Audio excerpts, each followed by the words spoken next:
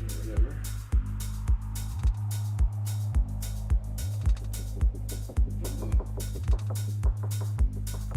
Not what we need to look at.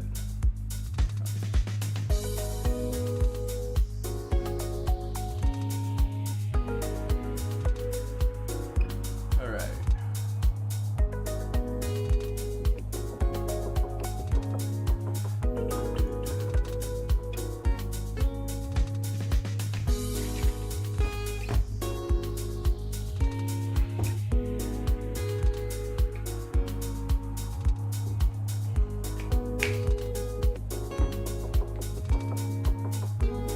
Thinking whether I wanted to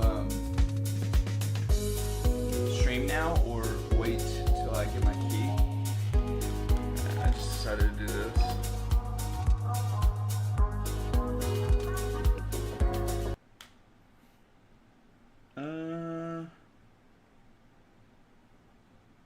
She's hot. All right. I do always enjoy those. Let me get the stuff that I wanted to watch. Yes, this is the Gnosis video. Alright, we're actually gonna play some WoW. I'm gonna do a little bit of farming because I want a few things. I want to get some collection content done. I also want to level this warlock here.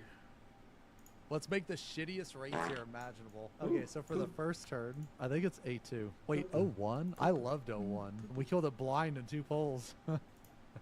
So this is the shittiest raid tier imaginable. They don't need to be in any particular order, right? So for instance, like, just because A2 was the second turn doesn't have to mean that it has to occupy the second turn. Nah, actually, let's keep A2 as the second turn because that way the second turn will be trash. So what's the first turn? What's a really shitty fight? The tree is a good contender. Is T3 in here? Okay, here we go. He's just talking about... Okay, E7 into A2. Yeah, let's get this one. This one was pretty bad, too.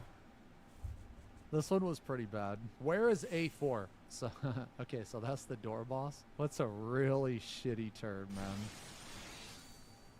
See, I'm thinking this, but I don't think this was... Like, I'm so confused. Really is this really the worst one? So is he saying that the first ones he's doing are the worst ones? I assume so. No, there's got to be something worse, right? Yeah, I think it's a tree boss. Okay, there's... I'm not going to lie to you. I don't know that many of the bosses in Final Fantasy. So... Let's see if there's anything else to fucking react to.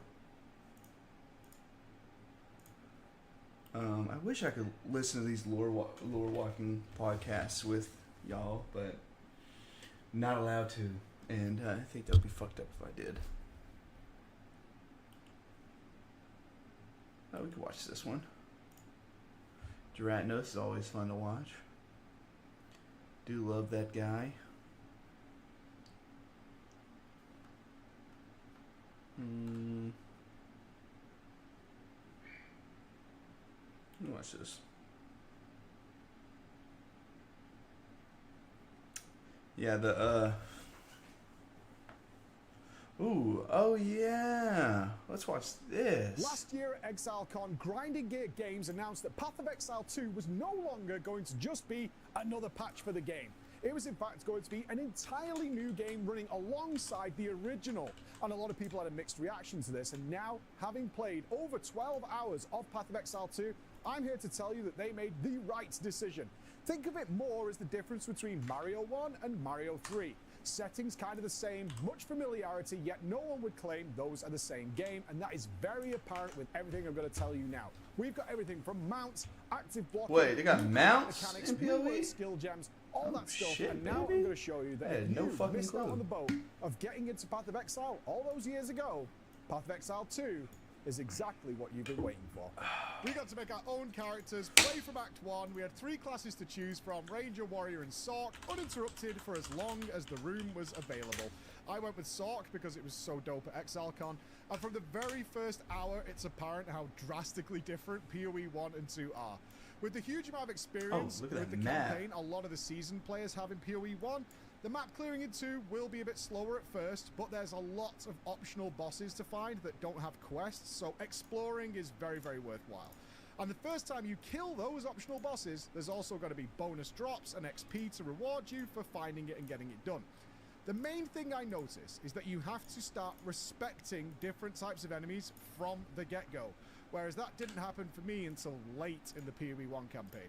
This is by design. White mobs aren't just things to mindlessly blow up, at least not at the start.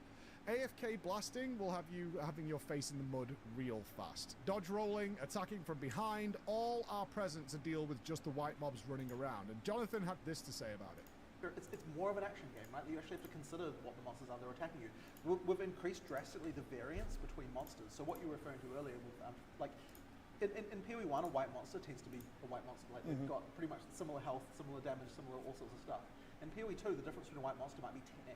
Right? You got one monster might have 10x the health of another, and then the resistances will go from like 0 to 75% for a certain element. The attack damage will go from like a tiny amount to a huge amount. Like there should be white monsters that you would treat almost like a rare. And a quick note about WASD movement, which all the devs at GGG seem to have moved to. I've got to be honest, it felt natural immediately. I had no problems with this, and unless your muscle memory is tied to pianoing your flasks, I think you're going to be using this as the default going forward. This does bring us to PoE 2's secret new build. Nicknamed at the event, the Wellfinder build. Flask charges are an early issue, right? Again, this is by design. White mobs don't get crushed anymore. They do decent damage to you, and they also do not give flask charges. Magic and rare packs are far rarer in Act 1, which means you will run dry depending on your build. Town portals are now completely free and endless. The towns contain wells that will fully refresh your flasks, so you regularly, at least on my Sork's case, need to pop back to town for a second, click the well, and then run back through the portal.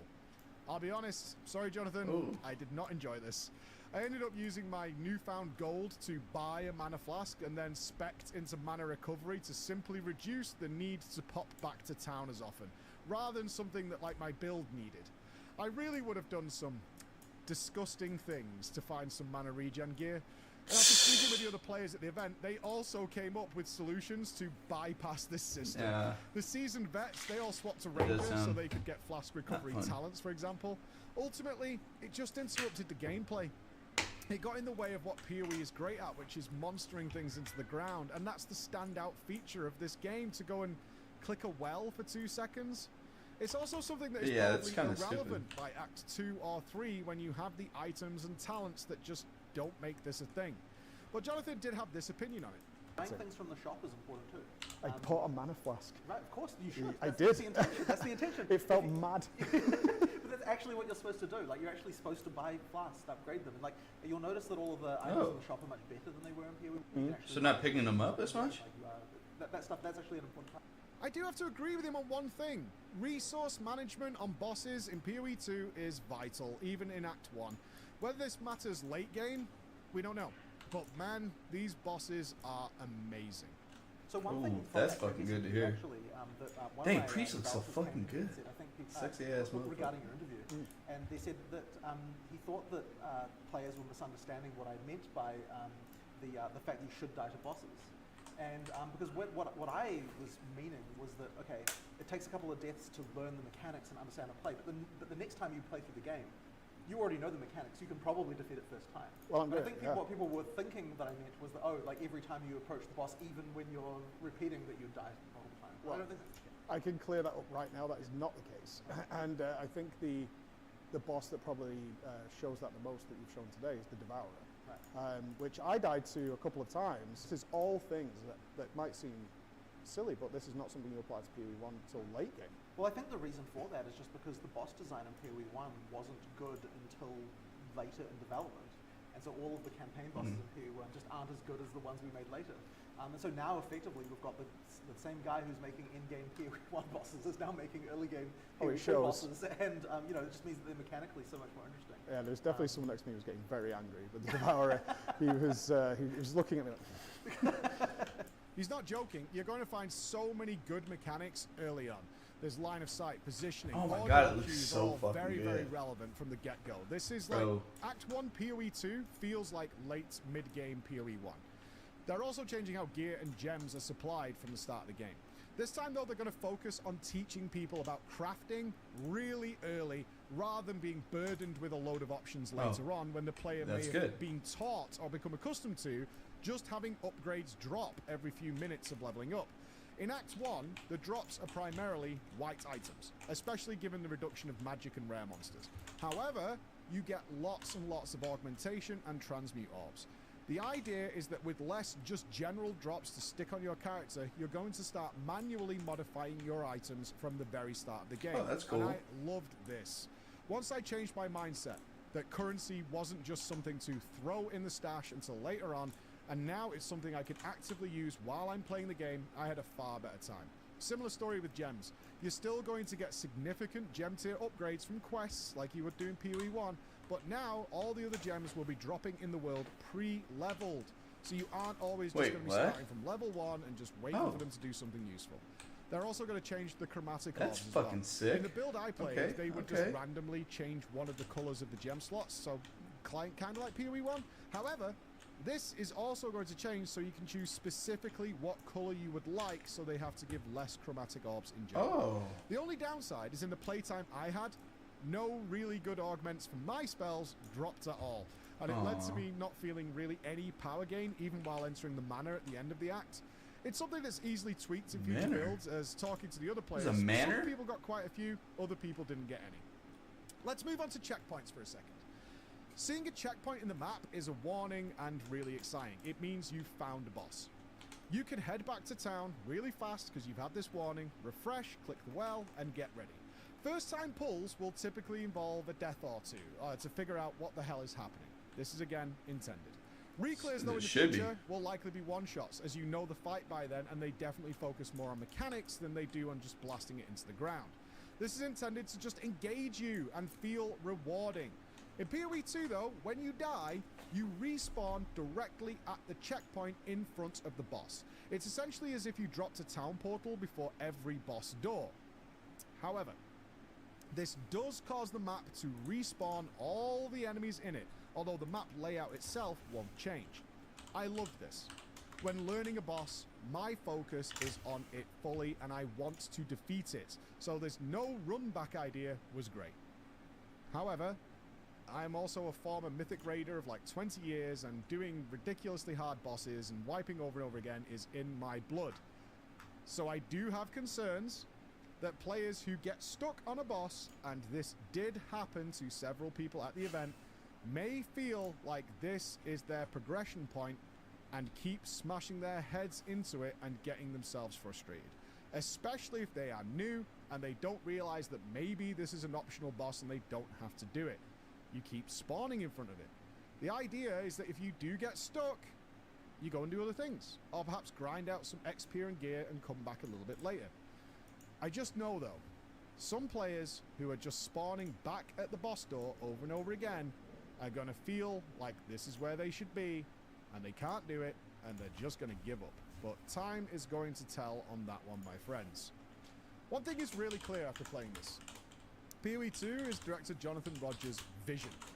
In his words, it's what he wished they could have done in PoE1 if the tech and resources was there. Jonathan obviously draws inspiration from the best of the best combat games out there. The drive is for the player to be on an adventure, to face hardships and struggles, and then overcome with a satisfaction that is worthy of the effort they put in, even from the beginning of the game. It's a really difficult line to walk, as the skill, as we know amongst players, is wildly different. The message was resoundingly clear in Los Angeles after everybody had played PoE2. The differences are stark, they're noticeable. Some things people like, some things they don't like, and obviously constant comparison to PoE1. And it's something that people are going to have to let go of. Stop comparing everything side by side, because remember, PoE 1 is right there. If you don't like the things in 2, or you prefer the ones in 1, no problem. Me personally, PoE 2 is right up my street. As somebody who likes figuring out mechanics, likes figuring out bosses, and likes working in wars of attrition, that is great for me. And it's that fresh start that I've been looking for without having to learn hours and hours and hours of videos before jumping into the end game of PoE 1. I'm really excited for this. I think it's going to do well, but I'm certainly aware that a lot of the classic and old school entrenched PoE 1 players might look at this with a skeptical eye. But that's okay, because everything's still there for you anyway. I've been Dude, it looks good to me. I can't wait till it comes out. Now, Hello, everybody. oh yeah, let's watch this. See what people All right, are let's saying look at a review of about the game. I don't know why I did that. See what people are saying about the Beast Mastery. My name is Dratnos. In today's video, we're going to Pack take a Leader. look at Pack Leader Hunter, one of the new hero talent trees. This one is shared between BM and Survival, of course, the two hunter specs that use pets. So of course, there's two around pets. Pack leaders are hunters that use the instincts, knowledge, and respect they've gained over the years as they formed a deep bond and trust with the animals they adventure with. They bring a new style of ferocity and coordination to their combat, teaching their pet to strike their prey with simultaneous attacks. So let's take a look at the top note here. Vicious Hunt. Kill command prepares you to viciously attack in coordination with your pet, dealing additional physical damage with your next kill command. Okay, so unless this is a timed buff, this is just your kill commands do more damage except for your first one. Maybe it's a time buff though, in which case you have to make sure you press kill command within a certain amount of time from your previous one. At the bottom we have Pack Assault, which says Vicious Hunt and Pack Coordination now stack and apply twice and are always active during Call of the Wild or Coordinated Assault. So they stack and apply twice. So you're going to get 2 stacks of this, but then you're going to apply both of them, but then you're going to get 2 new of them. And then it always is active during Call of the Wild or Coordinated Assault, but it seems like they'd always be active. Oh, I guess maybe they stack. That's weird. I don't quite understand what's going on with like, are you still getting 1 stack per kill command, but then you can consume up to 2? But then, I don't know. You would only ever, it generates off the same button that spends it, so I'm not sure what's going on there. Pack Coordination is the other thing that stacks twice with Pack Assault, which says, attacking with Vicious Hunt instructs your pet to strike with their basic attack alongside your next Barb Shot for BM, or Raptor Strike or Mongoose Bite. So maybe that's one of the reasons they have the stack and consume twice thing. It's not so much for Vicious Hunt being able to stack and consume twice, but for pack coordination, so that you can do 2 kill commands for every 1 Barb Shot or Raptor Strike or Mongoose Bite and not be losing value. I suspect that's probably what was going on with that node. Kind of strange, but okay. We have Howl to Pack, which says your pet's basic attack crits increase your crit damage by 5% for 6 seconds, stacking up to 3 times, which presumably this will be more valuable for Serve than for BM, because BM... I don't know if your pets inherit your crit damage. I don't think they do. So if it's just increasing your own critical strike damage, obviously for Survival, your own damage is a higher percentage of your damage than it is for BM. Yeah. So your crit damage going up is going to be nice. Crit is a stat that historically BM has stacked, but Serve hasn't though, so maybe that actually means that this will have some nice synergy, or some equal synergy between the 2 specs. Wild Attack says every 3rd pet basic attack is a guaranteed crit. Okay, so there's some anti-synergy with the critical strike stat. With damage further increased by critical strike chance, and there we're back to there being synergy once again with actually stacking crit. So, okay, that's good. It's always nice. It's nice they included this line here, because otherwise you'd have this weird kind of reverse scaling with crit on Wild Attacks. So, I can't get the fucking ring. And I guess you're going to be getting extra basic attacks because they're going to proc off of your Barb Shots or your Raptor Strikes and your Mongoose Bites. So, okay. Den Recovery says Turtle, Survival of the Fittest, and Men Pet heal the target for 20% max HP over 4 seconds, and the duration is increased by 1 second when healing a target under 50% max HP. There's actually a reasonable amount of extra value on, like, Turtle. Oftentimes hunters will turtle when they're fairly low on health, and it doesn't actually heal you, right? It just stops you from getting hit by some stuff, and actually you still take damage from some things as well. You just get a DR from Turtle against those things, so nice little bit of extra value there on those buttons, and a little hot on yourself from these. That'll be good. In the middle, we have Tireless Hunt, which says Cheetah now increases movement speed by 15% for another 8 seconds. So I assume this is after Cheetah goes down, you get a 15% move speed for 8 seconds afterwards. Or Cornered Prey, which says Disengage increases the range of all your attacks by 5 yards for 5 seconds. A small little bit of value there, but that'll be kind of nice for serve if you ever have to disengage. You'll have, you know, giga long arms for a little while that will let you probably get an extra auto or ability in, maybe. Although you can do most of serve's abilities from outside of melee range anyway, so not a huge deal there. Frenzied Tear says your pet's basic attack has a 20% chance to reset the cooldown of kill command and cause kill command to strike a second time for 30% of normal damage. So there's another reason why consuming 2 stacks is going to be valuable. And I guess, well, yeah, I wonder if this will still just each of the, or the second strike, I wonder if that will apply and or consume Vicious Hunt stacks. But either way, you know, you're going to be getting these resets, and again, you're going to be getting these resets on your pack coordination extra pet auto attacks too. So I guess you're going to be pressing a lot of kill commands and a lot of barb shots, which has kind of always been BM's, you know, thing. So okay. Covering fire. Yeah, it sounds like so much fun. The duration of Beast Cleave by 1 second. And Survival says Wildfire Bomb reduces the cooldown of Carve or Butchery by 2 seconds. So this is a nice AoE mode. Expedition. For BM, you're going to have to cast a lot fewer multi-shots. If you are, like, in a 10-second window, you're only going to have to cast probably 1, maybe 2 multi-shots. Whereas previously you have to cast it, like, exactly once every 4 seconds in AoE. So this is nice. I think during your cooldowns, you get a full-length Beast Cleave anyway, so it's not going to affect too much there. But outside of your cooldowns, yeah, that'll be good. You know, you kill command the primary target 3 times when it's got Beast Cleave on, when you've got Beast Cleave active, and you're getting double damage or double length of Beast Cleave, half as many multi shots. Pretty good. The survival side of things, Wildfire Bomb giving you Carve and Butchery CDR, also nice. You know, that makes your AoE rotation a little bit smoother, a little bit snappier, not having to wait as much for stuff to come off CD. I don't know how this The other works. option is Scattered Prey, which says multi-shot increases the damage of your next multi-shot by 25% for BM, or Carve and Butchery increasing the damage of your next Carve and Butchery by 25%. So this is, instead of having to press, you know, multi-shot less, it does more damage. Multi-shot doesn't do too much damage for BM though, so I doubt that's going to be too exciting. I think you're going to want Covering Fire in almost all cases for BM. For Serve, Butchery and Carve, especially Butchery, has sometimes been a high damage spell, so if that's the case, you know, maybe you'll take Scattered Prey instead. I suspect getting the CDR is going to be good though, even if it's a high damage spell, because you can then just cast it more often. Depends, I guess, on how busy your rotation is. Cull the Herd says Kill Shot deals an additional 30% damage over 5 seconds and increases the bleed damage you and your pet deal to the target by 25%. Both BM and Serve have some bleeds, so that will have some synergy there. And I guess there's a little bit of execute value you're getting as well on this tree or something.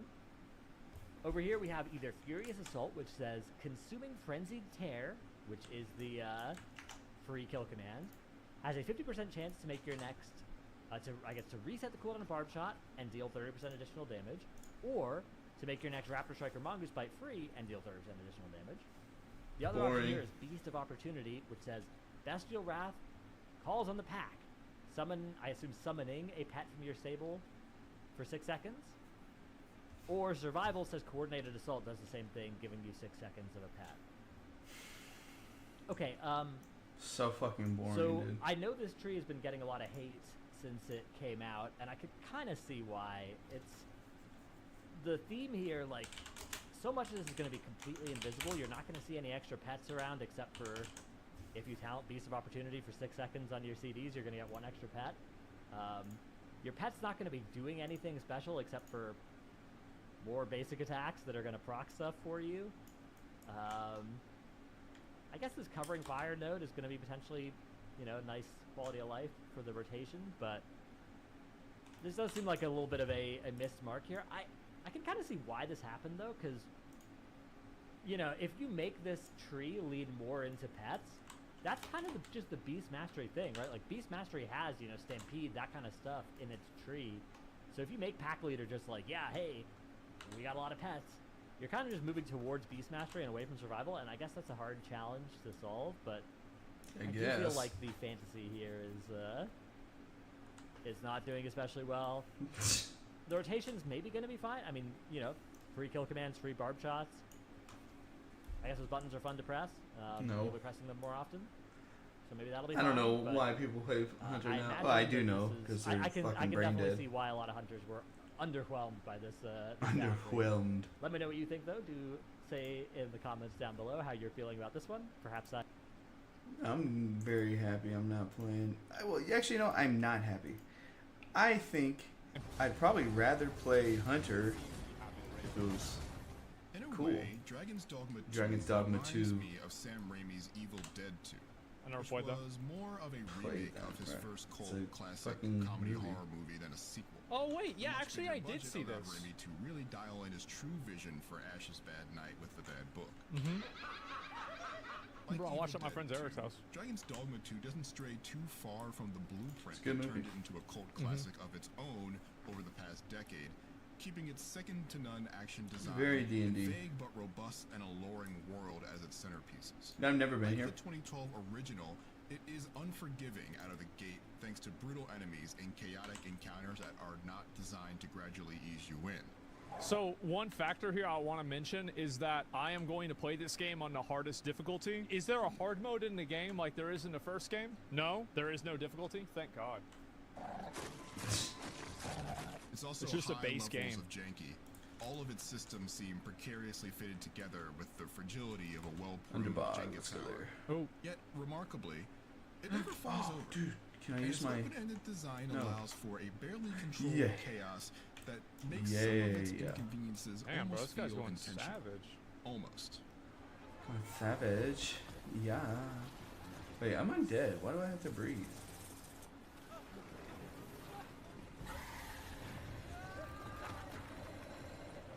This That don't vet- make any fucking Wait, it's sense, Medusa. bro. Like Medusa was supposed to petrify you if you looked at her. They weren't even looking at her, and they can get petrified. How's that work? Huh? You got eyes in the back of your as head, the bro. new You don't. dark This is fantasy 0 out of world 10, is bro. a This dark game's unbeaten unplayable. path to wander down, and Bad secrets to game. find. It's Many of fake. these will never make themselves known to you if you don't go Fake out of news. your way to look for them.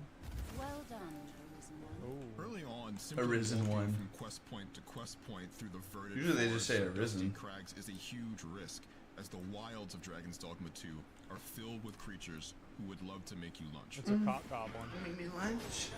Wait, While make lots me of lunch. Open world games with day-night Wait, what do you cycles mean? stress the dangers of venturing out when the moon is high. I don't know of any other game that has a more brutal night than this one. Valheim nighttime can be kind of bad. It's not the same, bro.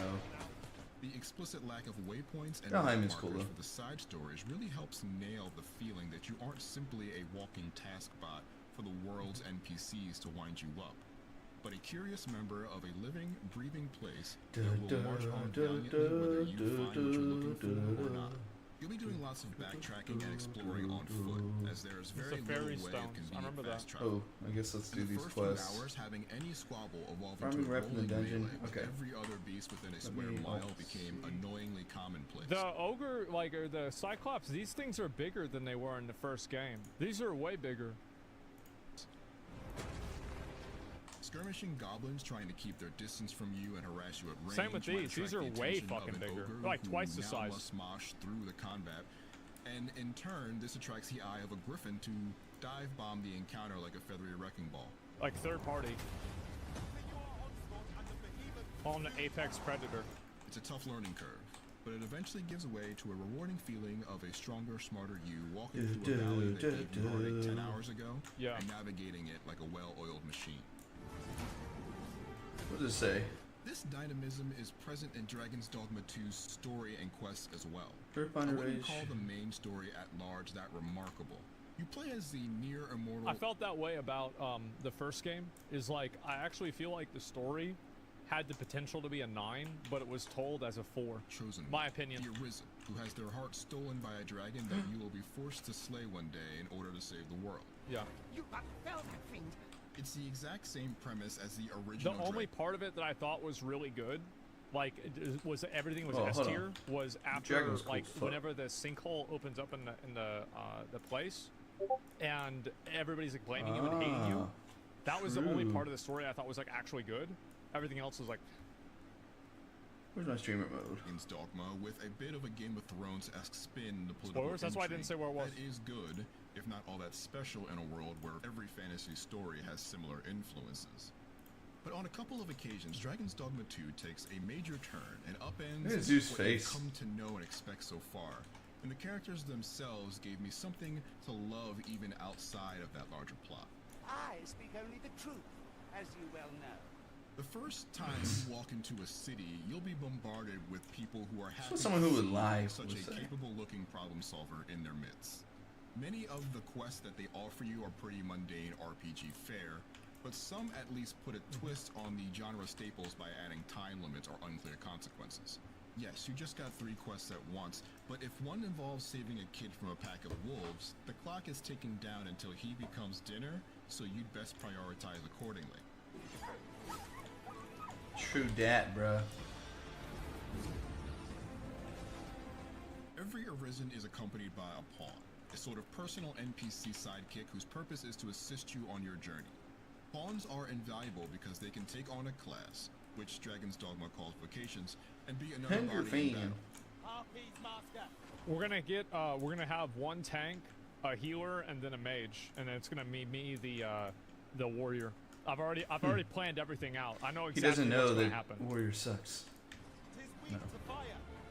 Outside I have of no fights, idea. they're great I'm for playing tasks like gathering assassin. resources and pointing out things of note in your surroundings.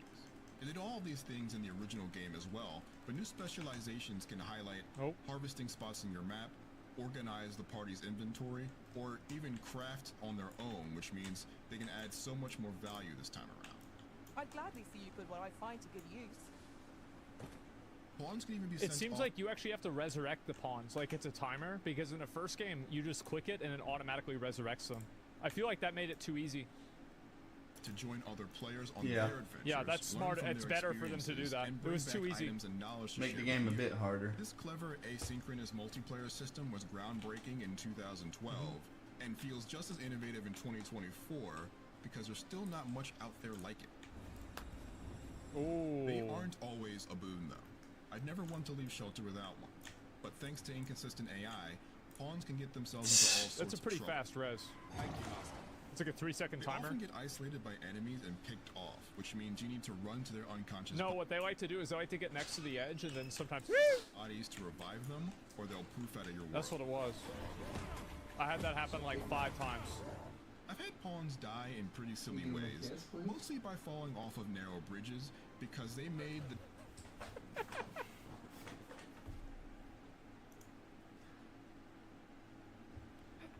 There it is. Processing. God. terrible choice to fight in the middle of them. Yeah. All right, we gotta You go to can the end command them there. to help you, wait in place, etc.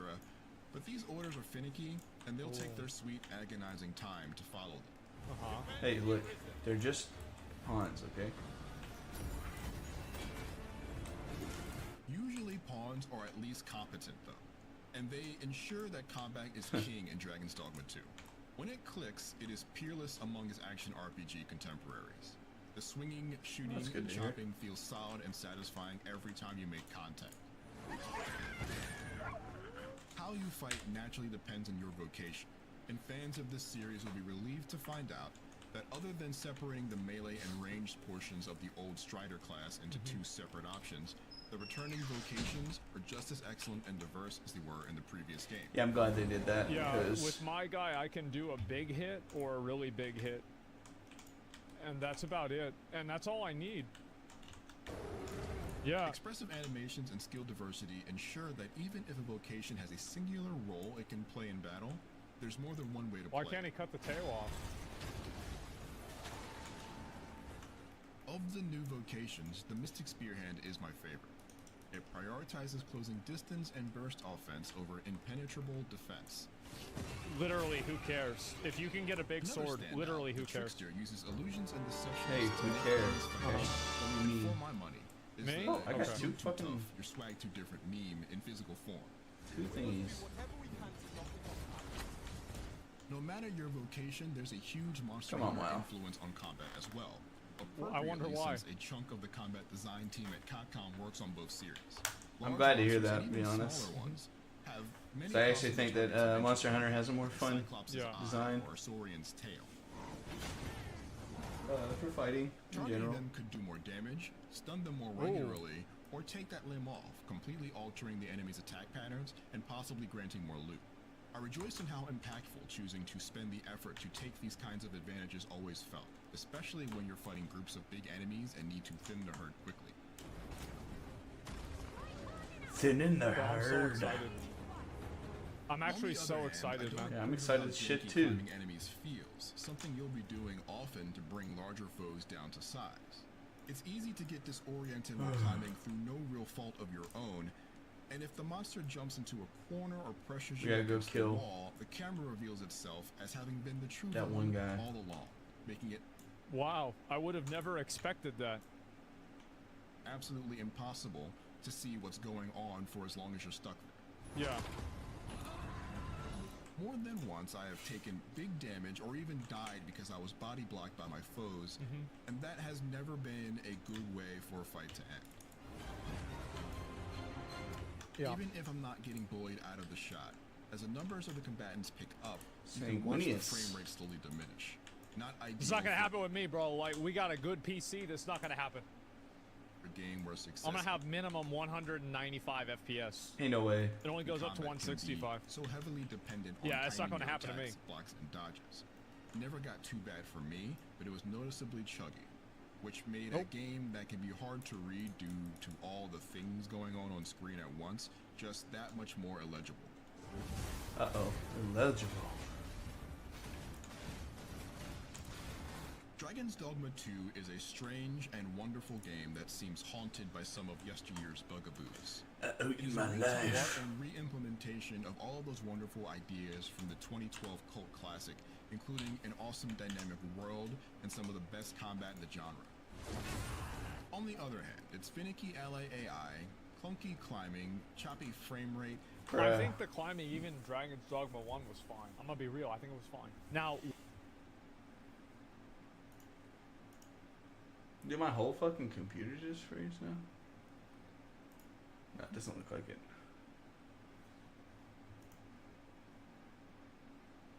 Oh, it did. Sick. Why?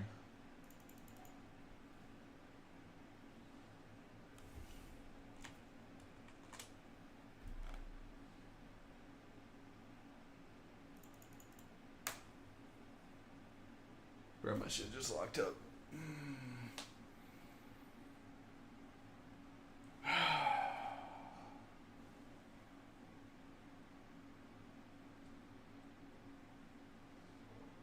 That shit ain't even old, man. was it a bit fucky? Yeah, of course. But it was fine. And camera with a habit of going haywire at the worst times are all features I wish hadn't been brought back for another round. Even so, there's an action RPG here that is richly rewarding and incomparable to its contemporaries if you can be patient with its quirks. It's an and 8. open to embracing its hands-off open world and quest designs. For more on the technical side, check out our full performance review of Dragon's Dogma 2. Or for an action alternative, our review of Outcast: A New Beginning. And for everything else, Seems stick fair. with IGN. Let's find out. Yeah, let's find out. See if That's I can my do thinking. anything to stop this fucking. Now watch a real Shit. review.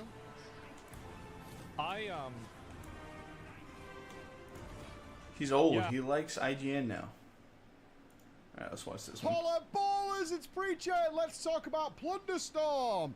Let's get the controversy out of the way first. It's the big elephant in the fire. room. First, this shouldn't have been a secret. The problem is, World of Warcraft, so many players, it should not have been a secret because ultimately this leads to people dreaming up what it's going to be. There's just a hint on the roadmap with a pirate flag. Everybody came up with an idea, and inevitably people come up with imaginative ideas which kind of suits their playstyle. And as we've always said, MMOs are a buffet. They're there to cater to a bunch of different people. And if you let people dream of what will be on the buffet next time, it's probably something they're going to like. And therefore, when they inevitably get something they don't like, they're just disappointed. And the longer that anticipation builds and grows, that disappointment is going to be larger and larger every single time. So it's something that I'm happy Blizzard is experimenting with this idea. No testing, little secret, something to look forward to. But a PvP mode ain't it. Ain't it whatsoever. So I totally get why people are upset about it, because there's a lot of World of Warcraft players who have no interest in PvP whatsoever and will do anything at all to avoid it. There was armistices on lots of servers during BFAs. Like, everybody's going to play War mode because it gives more resources, more rewards, and the same content, but we're never going to PvP. And inevitably came to the forums really upset that people were PvPing in War mode, which sounds very hypocritical, but it is what it is, and it's definitely something yeah, the secretive nature of it I don't think is necessary, because you're just going to lead to a lot of disappointed players. That being said, those players who were extremely aggressive on the announcement before they even got to play it, to the point where they were like typing giant essays across the internet about how awful and terrible and disgusting and all that is absurd. That is so selfish and ignorant, and it's really sad that a lot of devs and content creators in general know when they put out something that's got their opinion on it. We did it recently with Season of Discovery. Are fully aware when we're making it is like, regardless of what our opinion is, people are going to be upset and angry, and it's true. Not just like in a trolly way, but like I don't know why physically upset. People really like being upsetting because it's like it doesn't affect you in any way. It really doesn't. Number two, let's do some number points of the controversies. Number two, people feel compelled to play. There are a lot of collectors in World of Warcraft. In fact, they were probably the mainstay that stuck around during the bad times, when the end game was falling apart, and like the more mechanically prone people, such as myself, were just very upset with how the game was treating us and forcing us to play. Collectors, transmog collectors especially, mount collectors, all those have kind of been used to that for a while, in the same way that like Mythic Raiders are used to like 90% of the content the game comes out being pointless to them, because it's usually gear rewards, catch-up systems and things that they just don't need. And so having that feeling put onto those players, but I thought it was, and people want to collect all the transmogs. I thought it was made for numbers to complete, bars to fill, which is a classic World of Warcraft thing, and having this PvP mode, I have a little less sympathy for this, because there's always been elements of World of Warcraft that collectors have had to do that they don't enjoy, because it's the nature of being a collector. That's always going to be the case. Whether you force yourself to do arena because you want that sweet transmog or whatever it might be, it's always existed. So I have a little less sympathy for it. That like, oh god, I've got to do it. Now, one thing that is true about that, though, is that the grind is very long, and they're just changing that. As I sit down here, I played Plunderstorm came out for me yesterday, as I'm recording this, and they've just announced they are reducing it. In fact, it's already in place, I believe. It's pretty fire. Reduce that grind. They obviously need players to take part. They have to have a reward system to do that, because otherwise the game mode just doesn't work if nobody's playing it. And every game since the beginning of time has had some sort of reward system, because it's what's done in video games. Mario has reward systems, right? Going back to the 80s. They always need a reward system to incentivize players to come back and keep playing. That's just the nature of the beast. So, and cosmetics, which is what they are, is absolutely the least offensive way of doing it in a video game. There's no power tied to it. Certainly in World of Warcraft, it's just cosmetics. But I do understand that there's people who are like, okay, now I have to do this. And I have a compulsion to do this. And it is a compulsion, because no, you don't need to do it. But that's not but it's fun. A reasonable answer to people who are like, why are people I complaining about it? I get it. I totally get it. But again, World of Warcraft has always had this. And I will say this. It is not wrong for Blizzard to cross-promote their video games, because although every time I bring this up, especially like with my live audience, who are very much a lot of the burned out WoW players, they don't like it. But it is true for like an objective standpoint, is World of Warcraft is killing it right now. They're doing so well. They have managed to create an environment where if you're tired of, say, retail, or you're not happy with Season 4 or whatever, for legitimate reasons, is you no longer need to go to another MMO. Like, no other MMO in the world has achieved this, what they've achieved in the last couple of years. is like they have Cataclysm coming. They have Wrath of the Lich King is still doing extremely well. They have Season of Discoveries, multiple seasons coming out. Classic Era is still live. Like, you can stay in that comfort zone of World of Warcraft and go and do something else. And you're fine. And then come back to the other one. You're not going like, okay, I'm bored of World of Warcraft because it's just one thing, which would be retail. You know, a few years ago during Shadowlands, that was the case. So I'm going to go and play Final Fantasy 14 or Guild Wars 2 or whatever. They've managed to make it so you can stay within the ecosystem, and cross-promoting that and rewarding all their different players who are doing different things is not a bad thing. That's a good thing. It is a good thing, even if you don't like the game mode. I agree. Let's talk about I agree. The actual game mode itself. Okay. So much fucking fun. I love it, and I'm not going to be shy about that because I think this is really, really fun. Really fun, especially somebody who doesn't care about the rewards. I've never cared about renown, reputation. I've never cared about transmog. So for me, that doesn't matter, and I played all day, and I will continue to play this, absolutely, because it's just really, really fun. I saw a lot, obviously this came out in NA first, which I got the vibe from Holly. They wanted it to be global release, but as it was untested on the PTR for the first time since the Burning Crusade, they've tested every piece of content on the PTR before. It should have been on there. It's the first time since the Burning Crusade they haven't done that, because it was the Black Temple, I think, was first. They were probably terrified something was going to go horribly wrong, so NA did get to beta test, which sucked because I was hoping that we'd all log in like, what is this thing, and then suddenly be exposed to it. So they made an announcement early, and then they released it in NA first, then EU got it the next day. I did hear like, oh, Firewall's completely broken, blah, blah, blah, blah, blah. Now they're changing that. Great, they've already said they're going to do that. But what I learned over the course of the day, I got many wins, which was cool, is that that's just not the case. It's just that Firewall is very powerful in the hands of an amateur. Essentially, that's what it is. It's like you can really do very well with it. Certainly early game, if it's the first spell you get and you're surrounded by a lot of level 1s who've just landed, yeah, you're probably going to kill them because it's so fire and forget, and they don't have a way of stopping it at that point, right? But 5 minutes into the game, everybody has something that can counter Firewall. It's just so fire and forget early game, and against somebody who's not au fait with PvP, or doesn't really consider the buttons they press, if they're just like mashing every button that's off cooldown, you're going to lose to a fire and forget ability like that.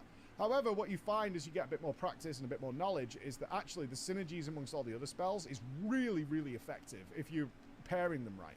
Like the whole process here, which again, if you're not familiar with Battle Royales, which I'm amateurish at Battle Royales at best, is that you start with twigs and stones at the start. You have whatever you have, right? You don't have much choice. You deal with whatever you've got. Mid-game, you can start swapping things and tailoring a build, but you still have to deal with what you started with because you have that much choice, but you can start pairing things nicely. So if you get like Mana Orb, which is a damaging spell that also knocks back, and then you get Caltrops later, oh, I can now knock people into a stun or a root, and I can keep them at range and maybe work with Rhyme Arrow now. And now I can keep them at really far range. They can't hit me, and I can take them out that way. That works super effective. And dude, I fucking love this game. I actually probably will play after this one if we don't. Just pop a repel, fucking Caltrops, you pop an explosive bomb. You do whatever, and it just doesn't don't have it. And it's totally fine. And it has such a long cast bar that you know it's coming. So it's all good. It's all good. So although Firewall is Fire Swirl is being nerfed, which it should be because in the early game it's much more powerful. Certainly, after a few hours of play, it was like, oh, he's got Fire Whirl. Of course he does. That's fine. It's not a problem. All my defensive and utility spells hard counter it like very, very quickly, so it's not a big deal. What I think a lot of people are doing is reading sort of Wowhead or whatever, and like this is the meta.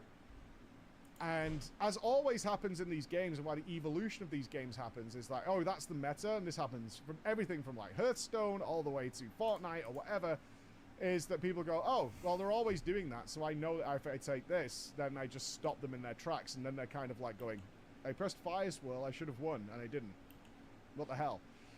Or you're doing the opposite thing, which is you're figure out how to fix this shit, every spell until you get Fire Swirl and not learning how to use the other spells, which I got wins with all different kinds of combinations, which is great. That's exactly how it should be. So I'm glad it's being nerfed for the early game, but overall I didn't find it to be too much of a big deal. Why did I enjoy the game mode? Let's try this. This is a game mode that the more you play, the more fun it is. At least for me, right? For me, once I started really understanding, and you can once you have that basic knowledge, like I know what the spells are by graphic, I know how to swap them very, very quickly and build my build, like even in combat, right? So something really good drops is that you can swap on the fly and then utilize that in some way. Once you're at that stage, which for me was like, I don't know, 5-6 hours in, you're in a really good place, and you just start getting better and better and better at it. Once you start reading the terrain, you know the routes, you know the maps, you know what you should be looking for somewhere.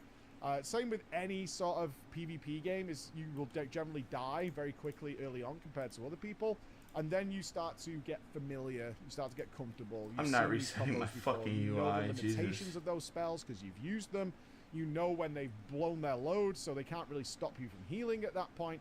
You know when to use your barrel offensively or defensively, or how to set the traps properly, how they're going to disperse, like something like Caltrops is like how they're going to disperse on your character, how your Star Bomb's going to land. Like Star Bomb, for example, was an ability I really disliked solo, because even if I had a really good stun, it still wasn't really enough to keep them in place long enough for Star Bomb to go off. They could just walk out of it because the graphic is very obvious. But then when I moved to duos and like we could start pairing abilities, that's when it works out incredibly well. Because it's like, oh, okay, I've got a Star Bomb which will destroy like 2 members of a team, and we can pair it with this, and this works extremely well now, and we got the win based on that, right? Things like that are really fun. So that aspect of it, I truly enjoy. Like I had a lot of fun with it, and I will continue to play this mode, regardless of rewards, because I don't care about the renown. I'm just going to play it for fun. So that's where I came from, and I just found that more knowledge made it even more fun. Like at the start it can be frustrating because you're dying in the first 10 seconds or whatever because you just don't know what you're doing, but the advice I would give to anyone there is like, just don't drop in the popular zones. It does need more tweaks though. I think one of the biggest ones I'm struggling to reconcile is the leveling system, because it has pros and cons. There's nuance to it. On the one hand, I dislike the leveling system because if you have a rough start, let's say 2 groups land on 1 elite, because you ideally want to land on top of an elite because you immediately kill it and you get the spell out of it. Let's see. And you don't get the spell, you're probably in a losing situation because everybody else doing auto attack while one person does have some form of spell is probably going to get you the loss. Certainly if they pick up Fire Swirl. Like I said, the early game, if you land on a team and they have Fire Swirl, you're probably going to die, and that's not particularly fun.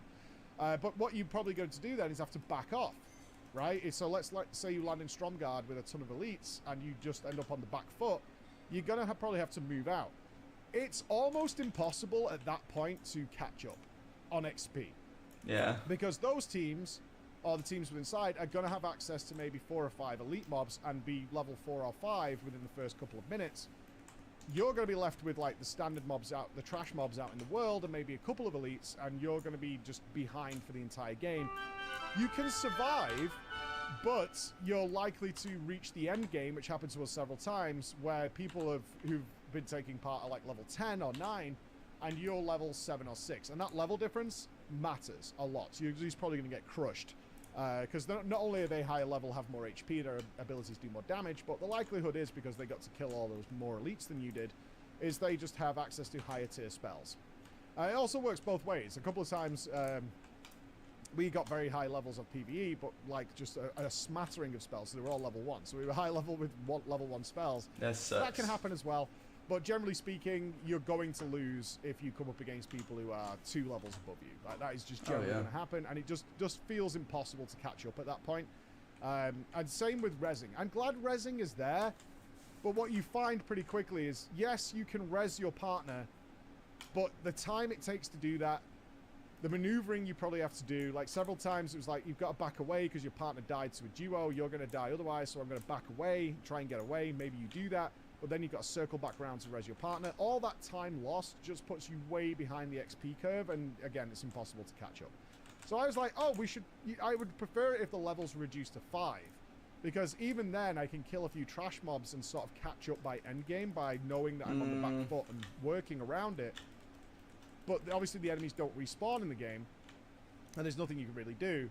And then you reach the end game and you're level 7 and they're level 10, you're going to lose. Like, it's the nature of the beast. Alternatively, though, it's a good system because there are a lot of players who seemingly haven't cottoned on that just being alive to the end game regardless of what you do, is a bad thing. And I don't think anybody will really ever get this. They just expect that the absolute vast majority, or the most you could get out of this mode, is by winning. That's not the case, because several times we would get down to like the last 3 teams, including ourselves, so there's 2 other teams around, and we would end up fighting 2 level 5 teams, because all they've done is sit in a bush for the whole game and wait. They seemingly have not cottoned on to that is giving you the probably least rewards you can get out of this system, and I'm not sure what the game plan is of that, because that's not how this game rewards you. It's Plunder Storm. The aim of the game is to collect plunder, and you get plunder by collecting gold, opening chests, killing elites, and PvPing, getting the loot from those guys. That's how you do it. Taking part in the game gives you magnitudes more rewards than just being alive, and these people just seem to sit at the end and have done nothing for maybe 15 minutes or whatever, and then just show up and just get one shot at the end, because we're stood around at level 10 with all our spells. At one point we just watched the 2 level 5 teams just kind of duke it out, because we were like, I don't, we could kill both of these like so easily, like what are we supposed to do here, like why have they done this? And so the leveling system does try, at least, to negate people just camping in a corner for the whole game. You're going to get nothing for it. So in that respect, the leveling system works. If you literally didn't take part in the game in any way, no, you're not going to get anything for it. Like, that's the way it should be. If you're not taking part, no, you shouldn't be collecting the most rewards. It's always strange. I know if you're a Battle Royale veteran, you'll be very aware, because obviously they don't have this kind of system, that so many people think the strategy is to go and sit in a box or a bush for the whole game, and then try and show up and get an easy win at the end. And get, you know, Victory Royale, winner chicken dinner, coming off the back of that, and doing kind of well. That's not something I want encouraged, and Blizzard has obviously seen that. So in that respect, the leveling system works. How it's balanced, maybe reduced to level 7, something like that, you know. The likelihood is, if they have been camping out the whole game, their spells are garbage anyway, and they're generally probably not very good at the game, and it's not a game type that should be encouraged. That would be something I would like to see changed. Ultimately, though, beyond it being a secret, and I think that's really where most of the hatred for this comes from. Like, there's a lot of little arguments going on. It's like, I want to play my main character. Blizzard cross-promoting their games and allowing this to be accessible by everybody, I'm totally fine with. I just think that's a bit weak sauce. The people who feel compelled to play because they want all the transmogs, I get it, but like, this has been the case of retail for years and years and years.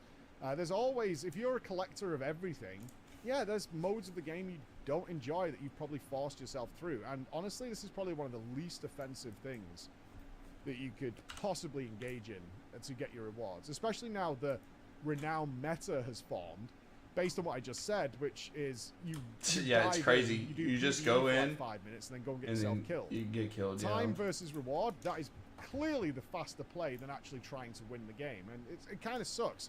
But it is what's working out, and Blizzard's going to be fine-tuning that. No doubt they're going to have some more changes coming to that not be the case, because they obviously want people to play to win. That's the point. It's really fun. But at the same time, they're probably very aware of. I don't know if Blizzard cares. I wonder what your opinion is. Does Blizzard care if the lobby is full, but a portion of those players are just making themselves cannon fodder? Because they just want to, they don't enjoy it, they don't want to PvP, they have no interest in it. So just being around, killing some stuff, and then dying, and giving other people the satisfaction of killing people, because people love that in PvP. It's like, I killed you, I ganked you, I win. Is that a big problem? Probably not. Like, in realistically scenarios, there's probably not that big a deal if people want to do that. But I just know, that's at least for me, that would be a very miserable experience. It's like, I've done this for like 100 hours of just logging in, killing the same mobs over and over again, and then just waiting to die.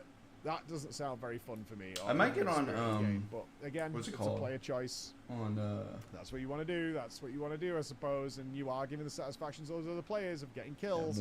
People like getting kills. Spell so I don't know. I'd love to see your opinion on this, because as we just pointed out, it's not that easy a solution. Because I think most people are like, no, we should play one way.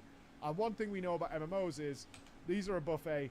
Trying to force people to play one particular way is the Shadowlands road. That doesn't work. That's not what's going to happen. And people are going to choose their own path regardless. And usually in World of Warcraft especially, in any other MMO, there's a path of least resistance, and people often take it. So that's what's going on. So that's my thoughts on Plunderstorm. I'm very much enjoying it. I don't think it should have been a secret, especially... They should have known better, certainly as it's a PvP mode, that people were going to be miffed. Obviously, people went too far, but there's a game with millions of players. Yes, they're extremists. Whatever. It's funny. It is funny. Like, that real... I know people get very upset about it, but you really shouldn't be. I'm just saying, life's too short to be like genuinely really, really upset about something like this. Like, it's just not necessary. What the hell? There are bigger things to worry about. That's my thoughts, guys. Love to see what you think. I'll see you again. Bye-bye. We had a lot of fun making this one, so let's just get straight into it with the trailer for Path of Exile Necropolis. You can play this one though, right? Alright. What else is there to watch? Anything else? We can just do a few dungeons and...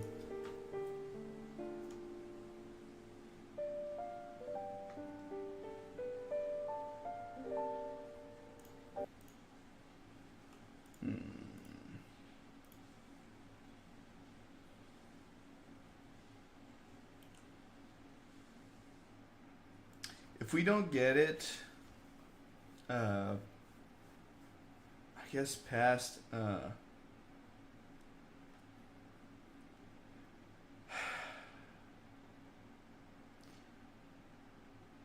if we don't get it past 1, then I guess past 12, because I don't want to wait so long. Then I'll just get back on tomorrow and see if we can't get it.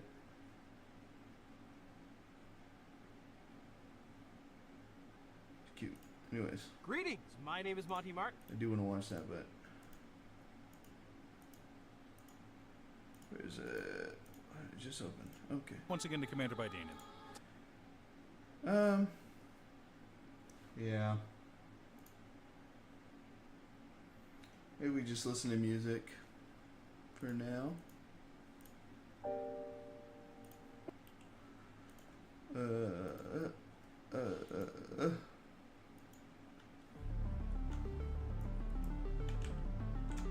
AI girls. Dude, I could probably get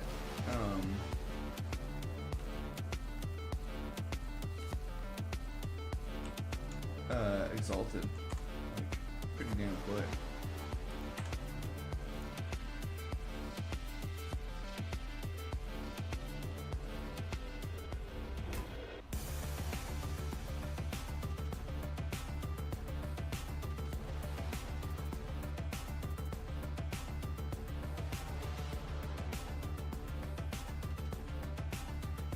Play some Plunderstorm.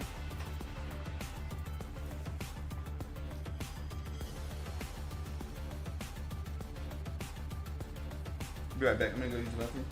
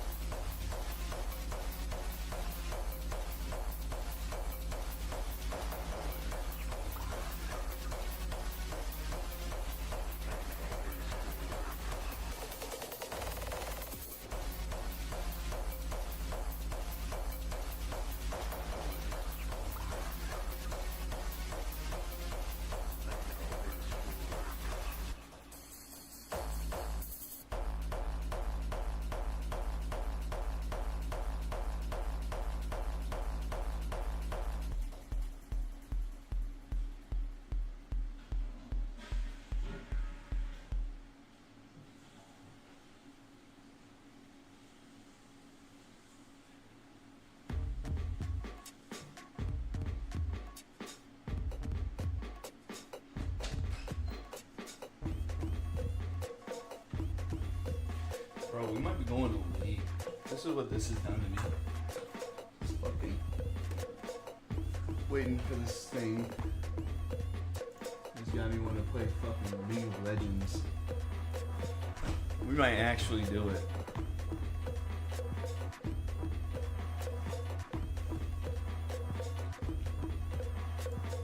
Can't believe everybody's fucking playing Dragonstock without me, dude.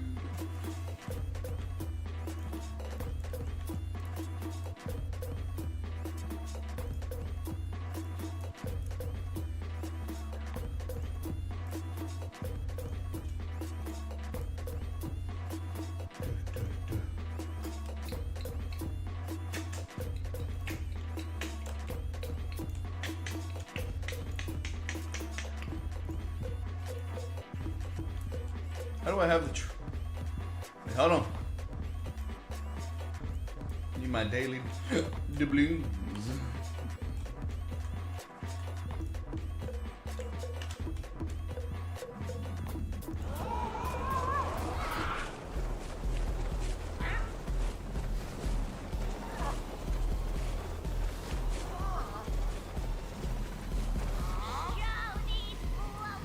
Come on, give me something good. Please.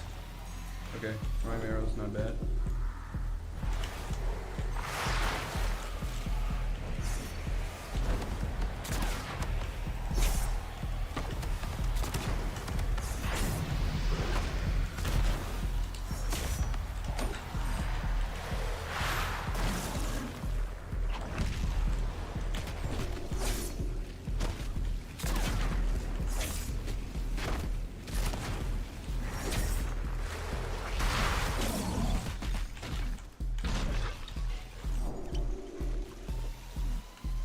Come out.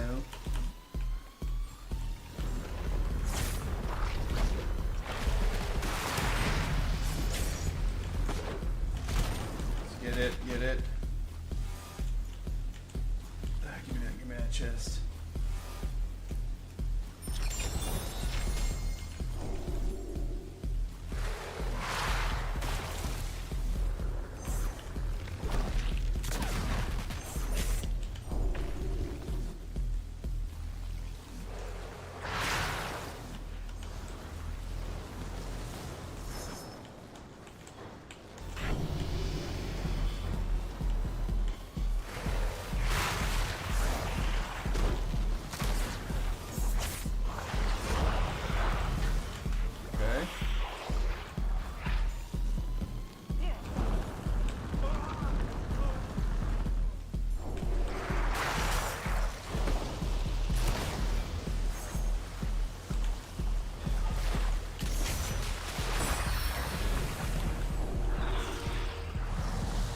I don't know why. Just got fucking... Dude, they need to fix some of that shit.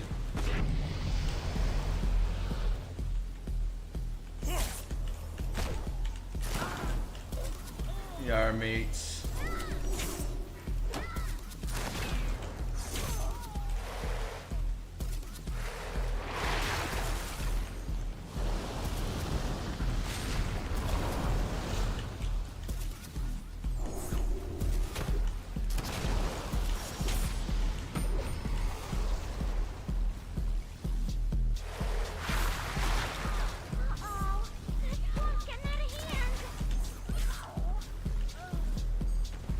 Alright.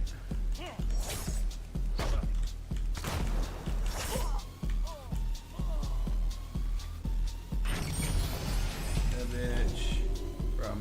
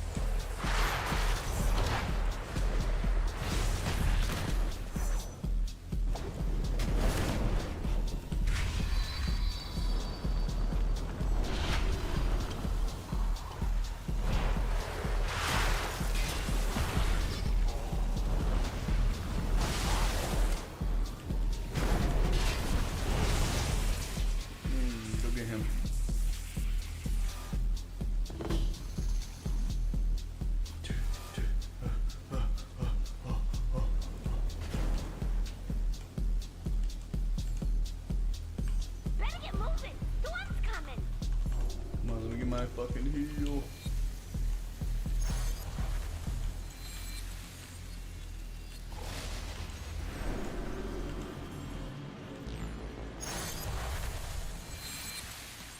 This is aggro range.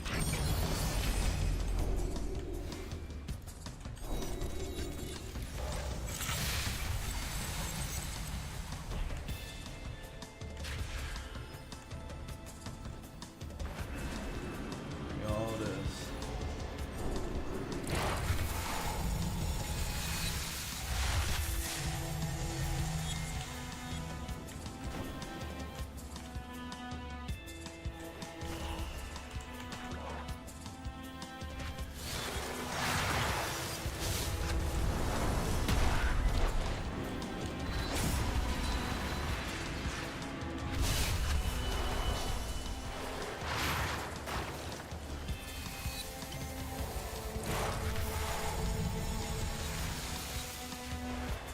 Alright, let me get all this fucking plunder.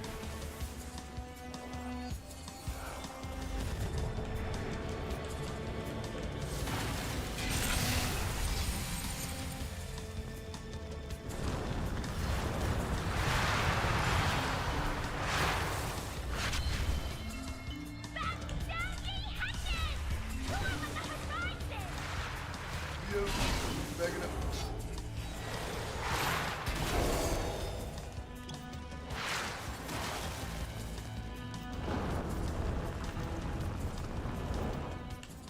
Come on, pussy.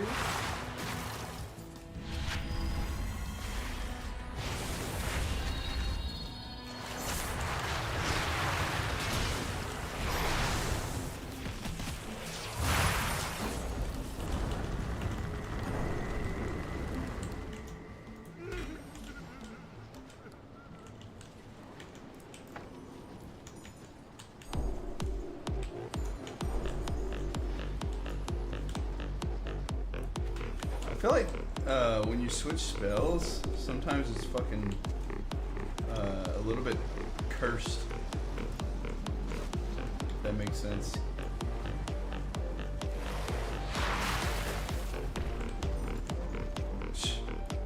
Okay.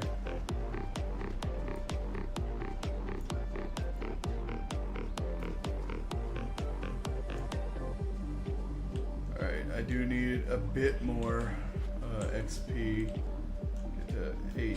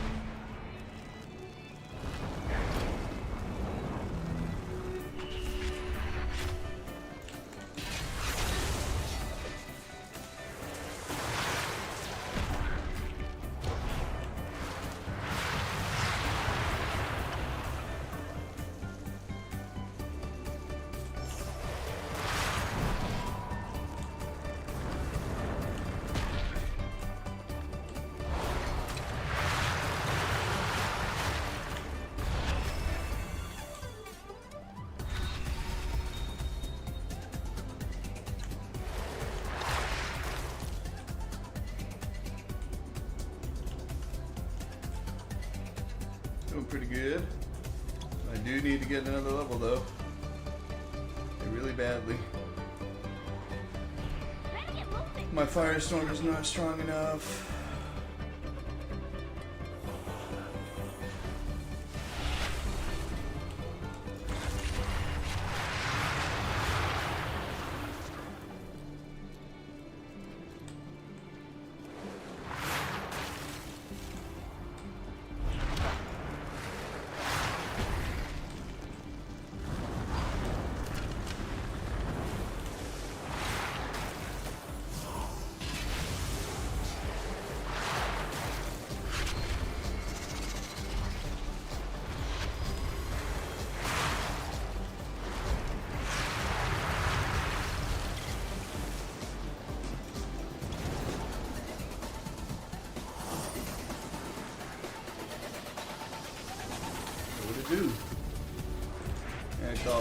shit.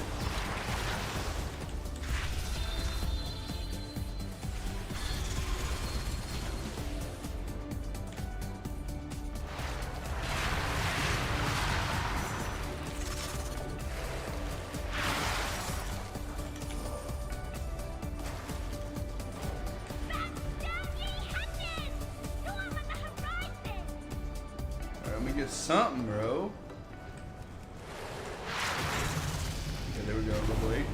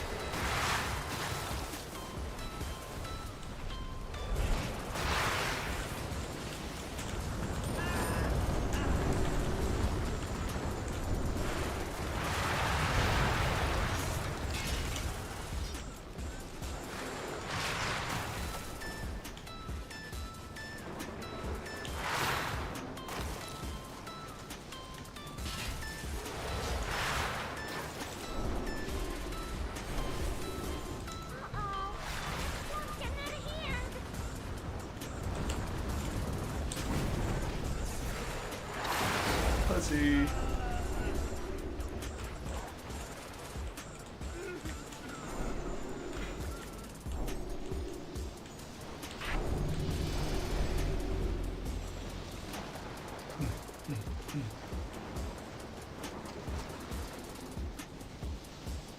Ah, shit. I should have dropped that fake form.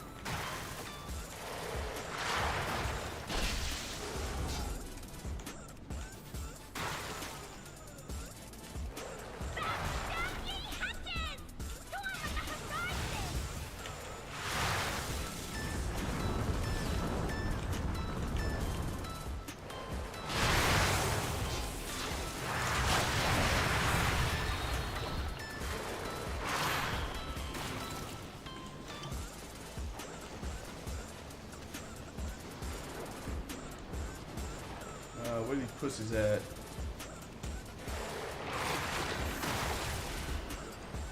Come on, pussy. Running away from me.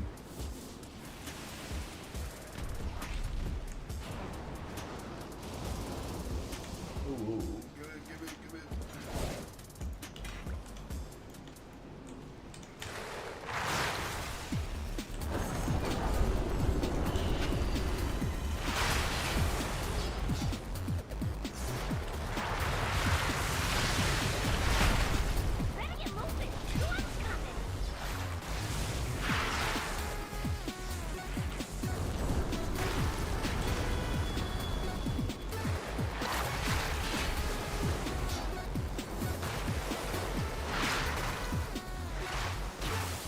Fuck me, dude.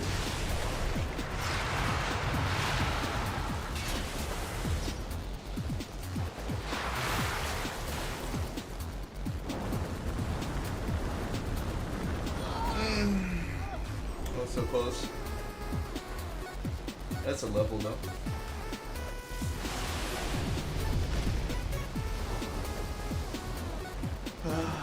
Getting close, man. Fucking.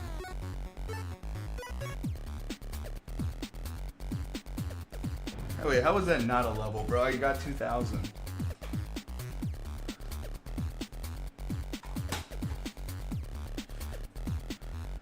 We're gonna get it.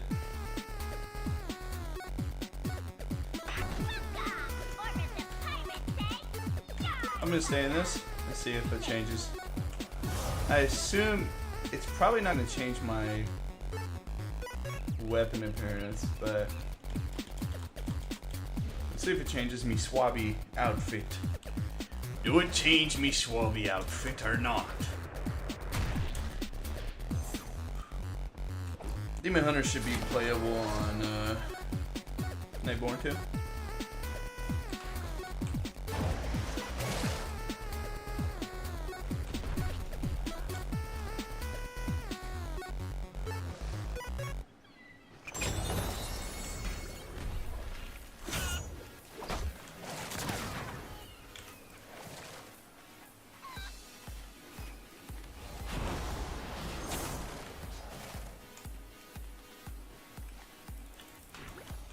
Pussy.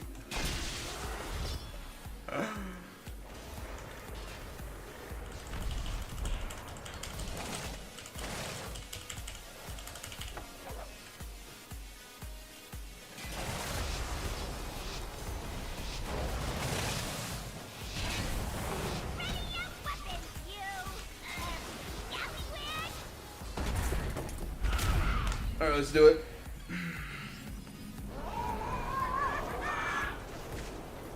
Alright. Where are we headed?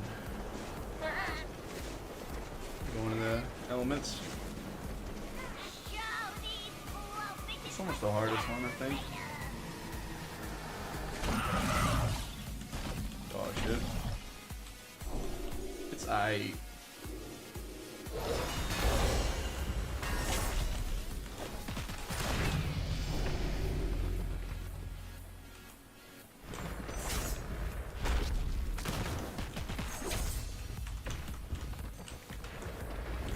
It's not a bad start.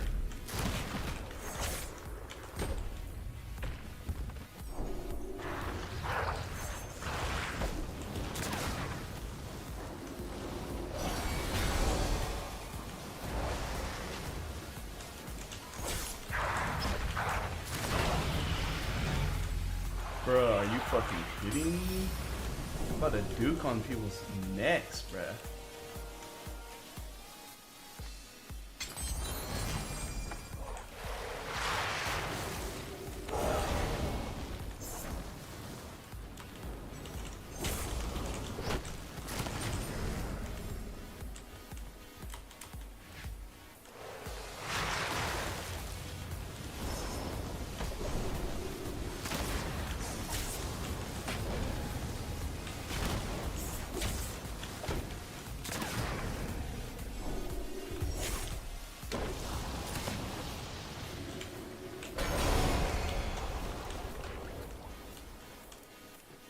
It's not horrible.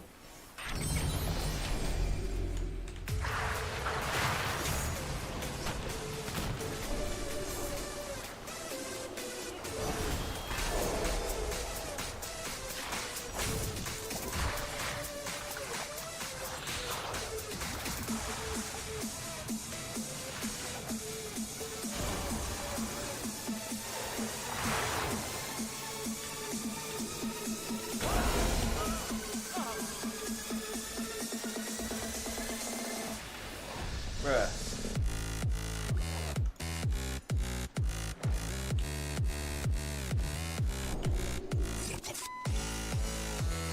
Bro, what the fuck is this?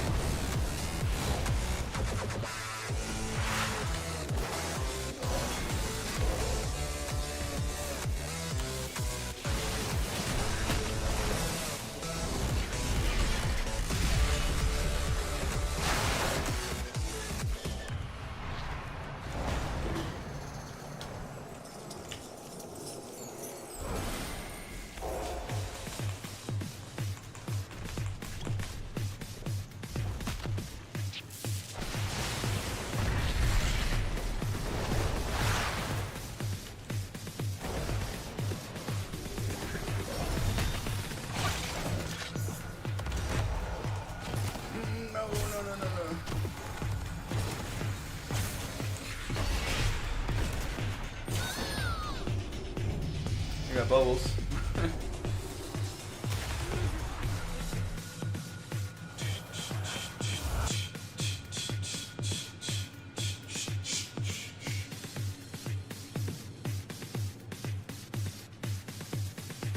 Yes, I see. Fuck me, dude. Still don't fucking have this shit. I'm so angry right now, dude.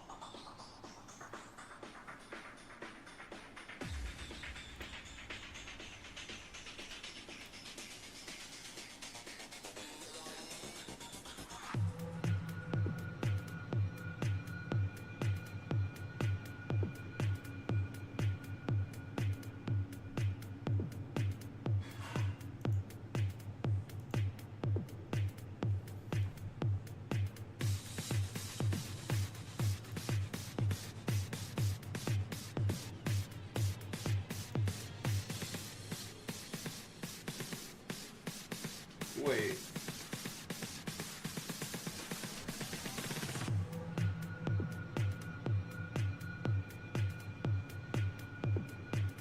So the Europe one is fine.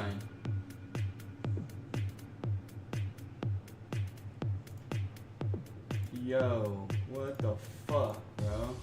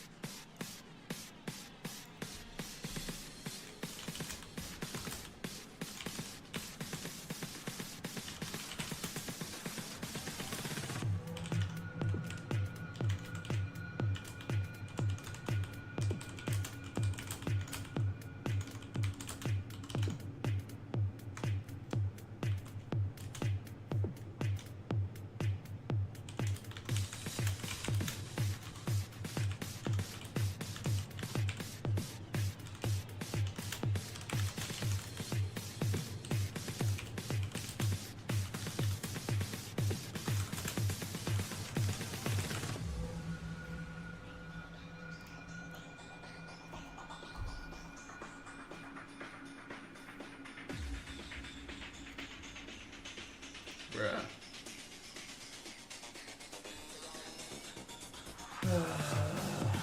I'm so fucking frustrated now.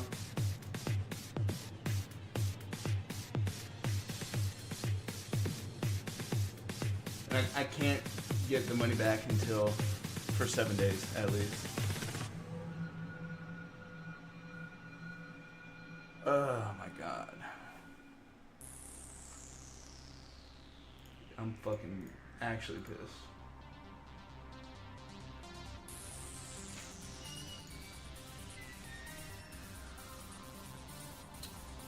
I ordered this game like 4 months ago, and it's supposed to be pre-ordered, so it's already came out 5 hours ago. I still haven't gotten the key.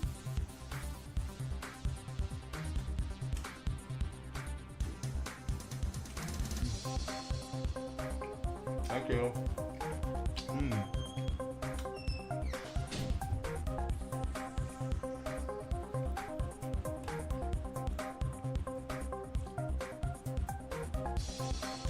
God, I'm getting so pissed.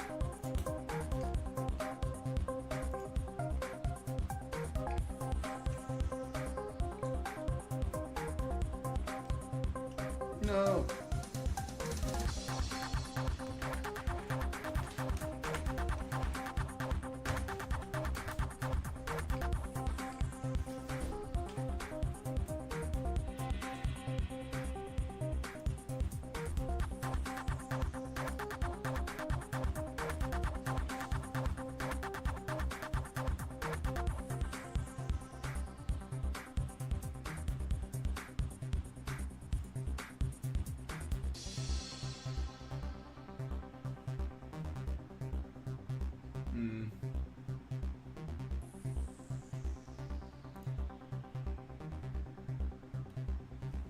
This shit pissing me off, man.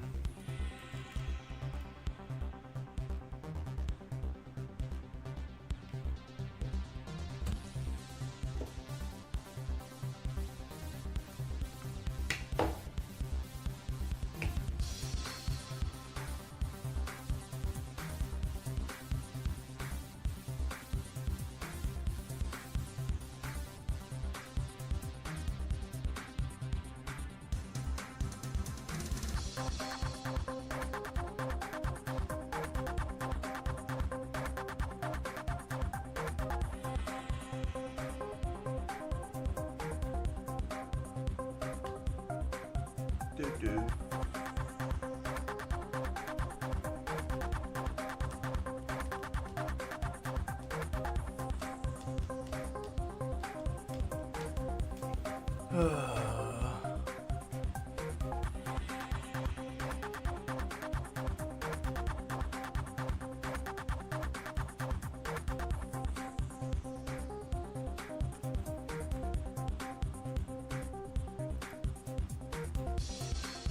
Let's see if it.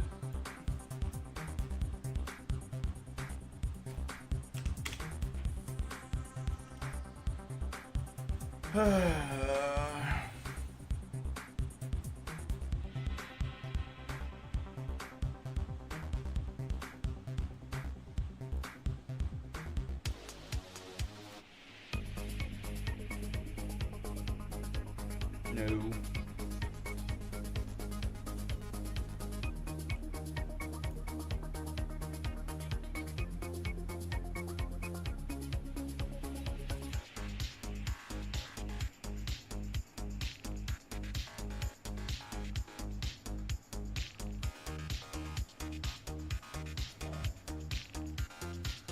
Fuck me, dude.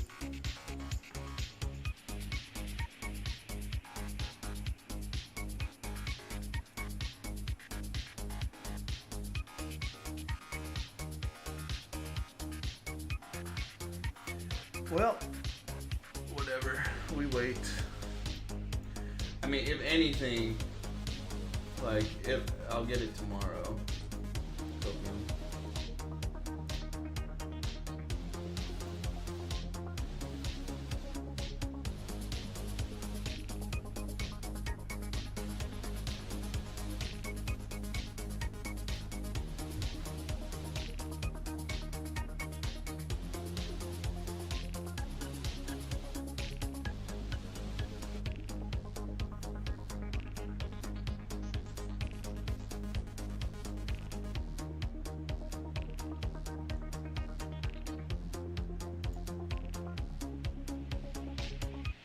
Ah.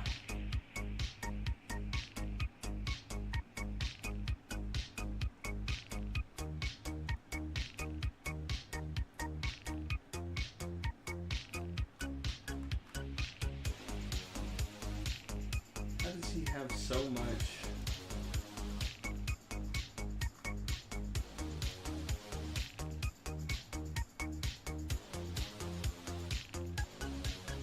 Bruh.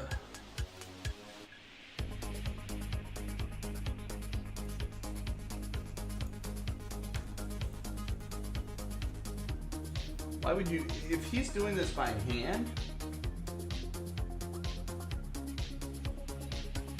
I guess he's fucking retarded because ain't no way it should take this fucking long, dude. I would never buy from this dude again.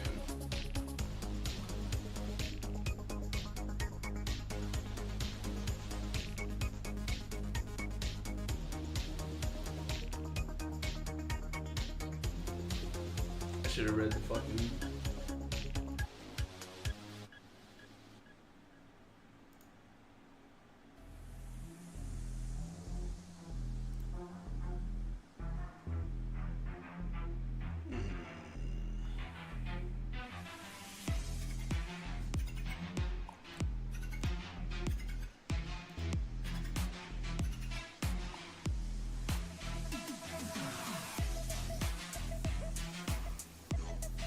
Fuck me, dude. Sorry guys, I'm just sitting here molding right now.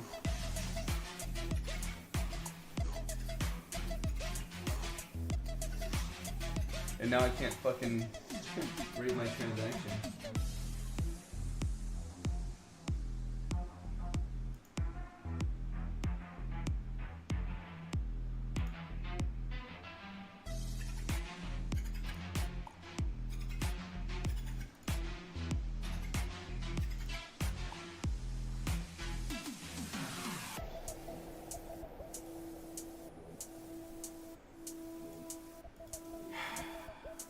I mean, I don't know that there's anything I can do now.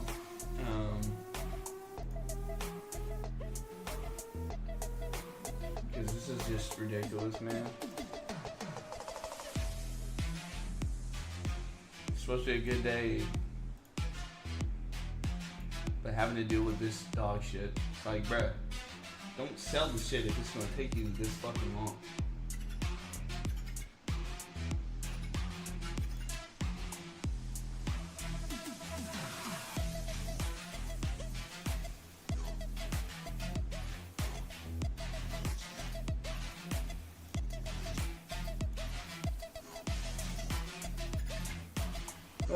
Alright, let me stop molding. Play another one. Sorry, guys.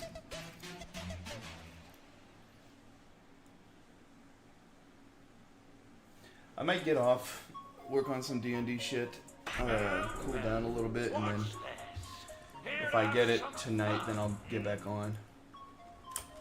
I also didn't check if I had my shit put on automatically.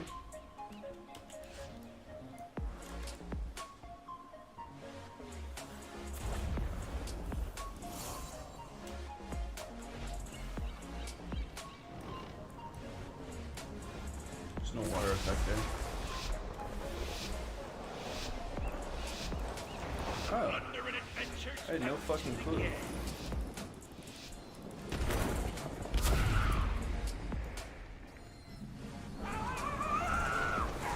Let's not change you. Don't like that.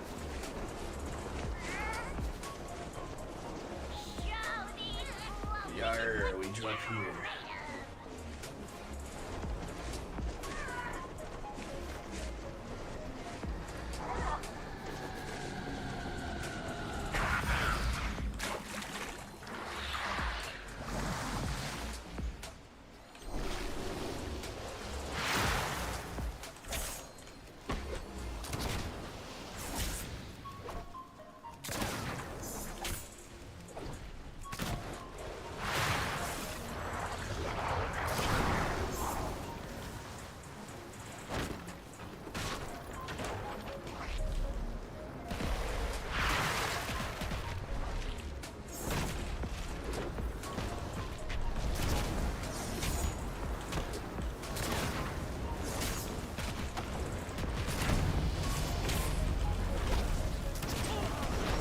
Oh, he's one of the farmers. Okay.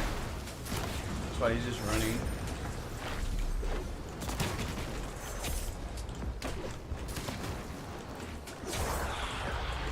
Oh, fuck yes, dude.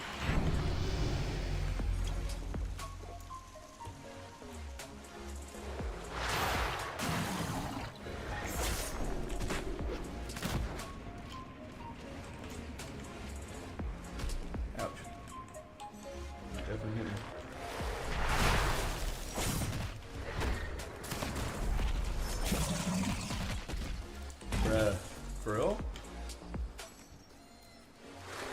Farming. I am farming, sir. Yeah, whatever. It's not horrible.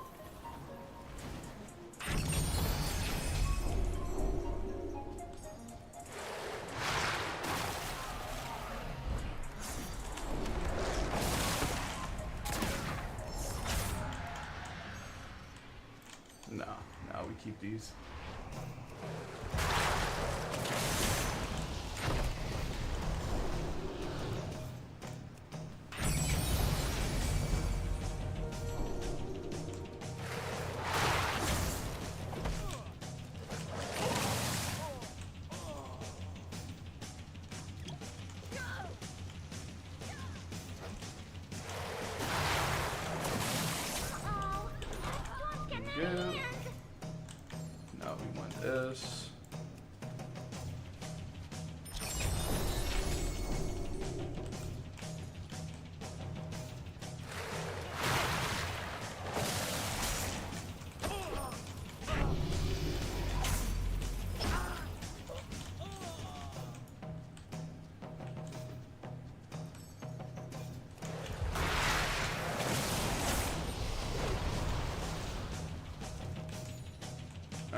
see if we can't get one more level.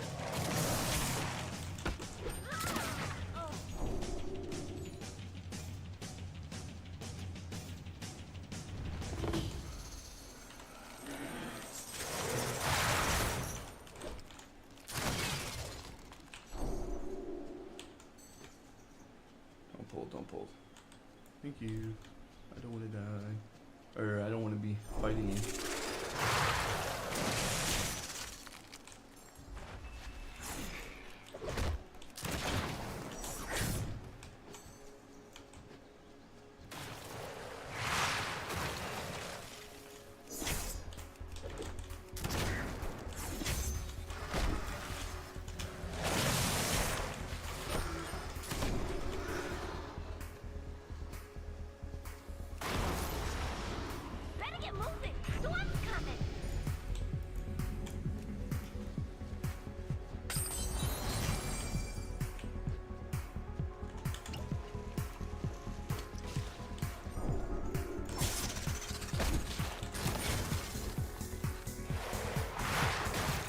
Oh, maybe we can get 8. I haven't really seen too many. I really would rather have 2 long-range abilities.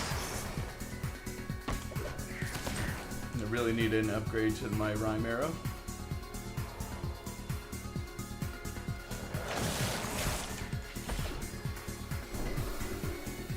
Lightning Bulwark, Lightning Bulwark.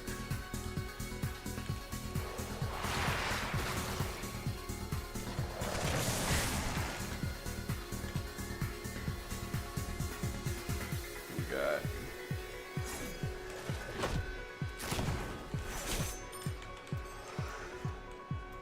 go.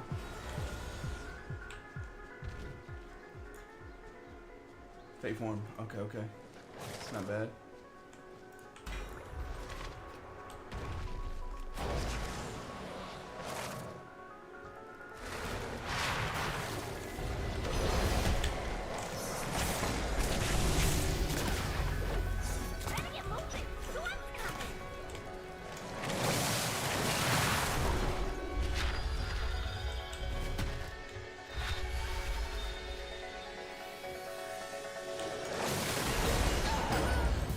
Pussy.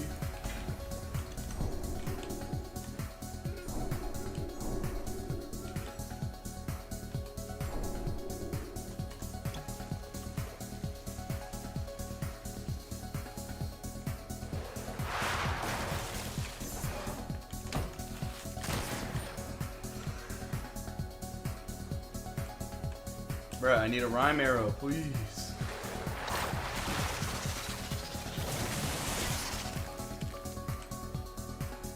Rafuki Point?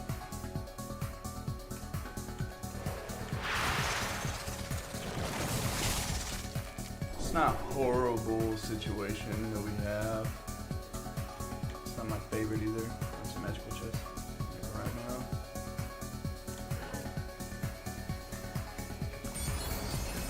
Bruh. Oh, we get our balls licked. That's the best.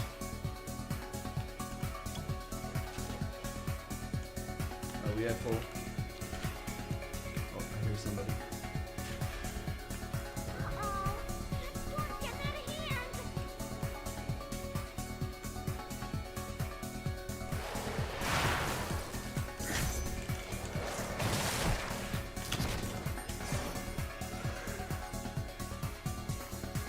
See if I can't get to 8.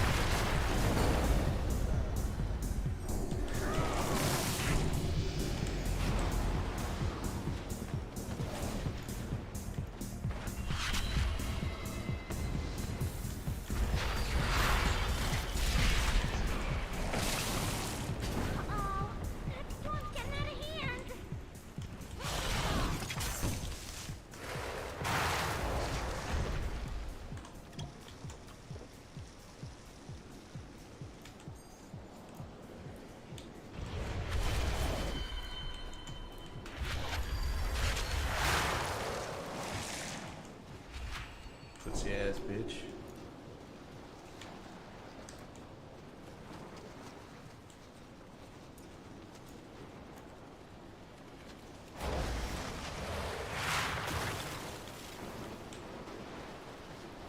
Come on, dude. Don't run.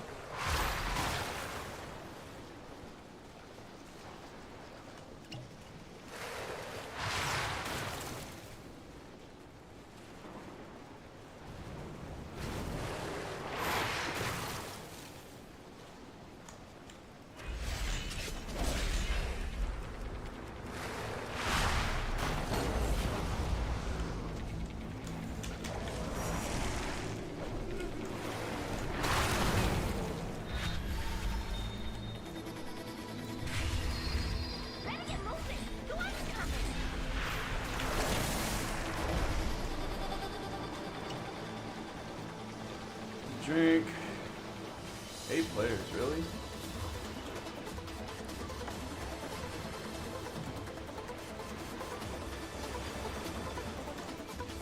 If I can get a couple more levels.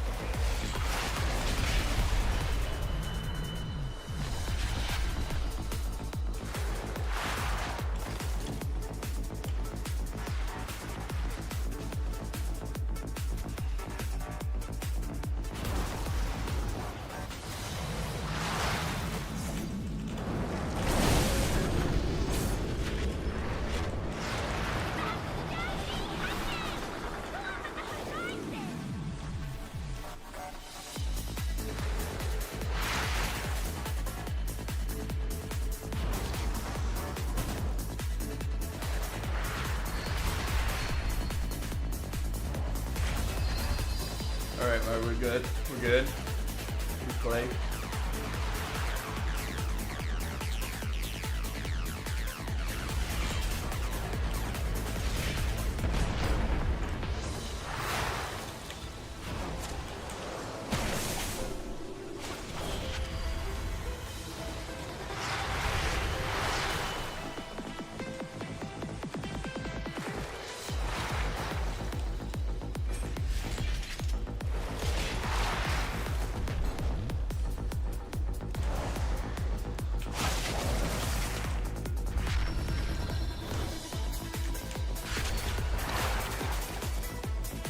Come on.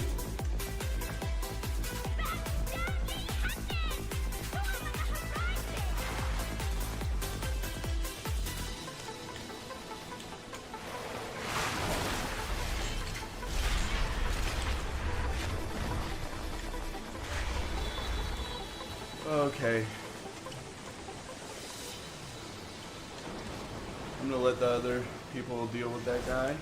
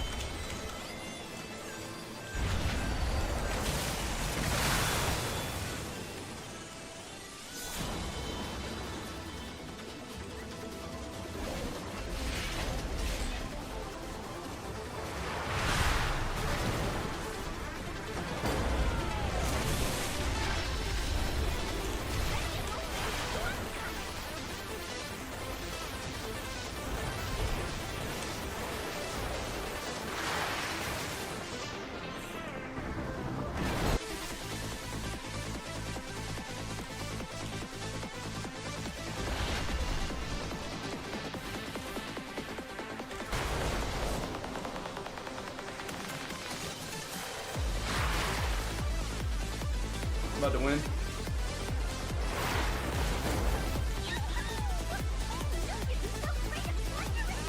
Oh, we eat those sticks. We eat those sticks.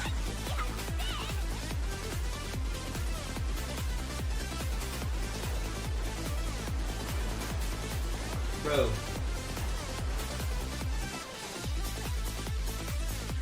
Bro, how do we go so hand though? I think Rhyme Arrow might be the best, actually.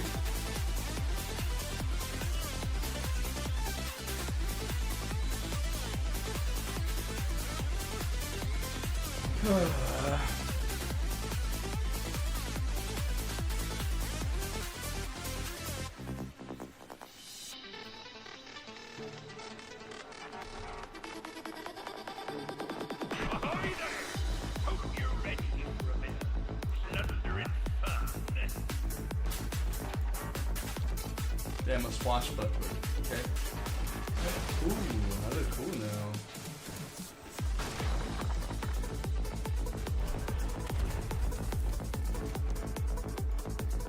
You see Bubbles. Come now, Bubbles.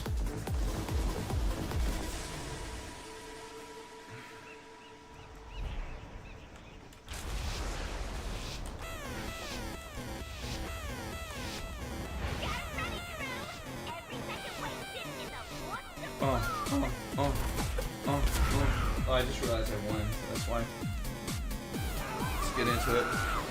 I hope that I get another one of those rhyme arrows. Shit, it's really fucking fun. I'm gonna get him right home.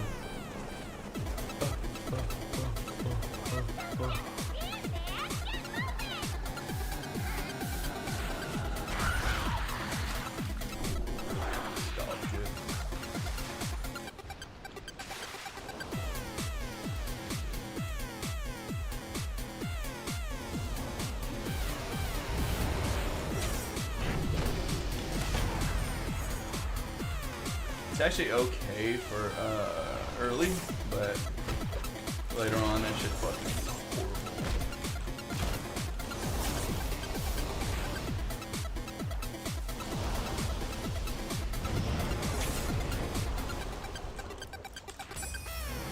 It's not horrible, but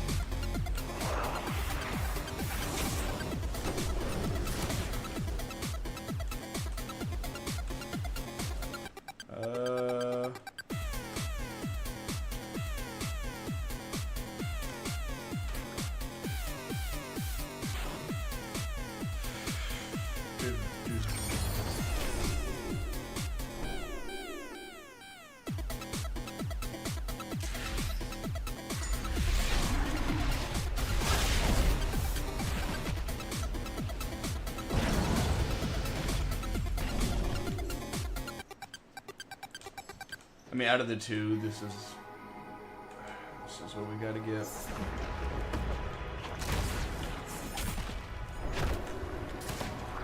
Bro, we clutched that fucking game out hard, bro.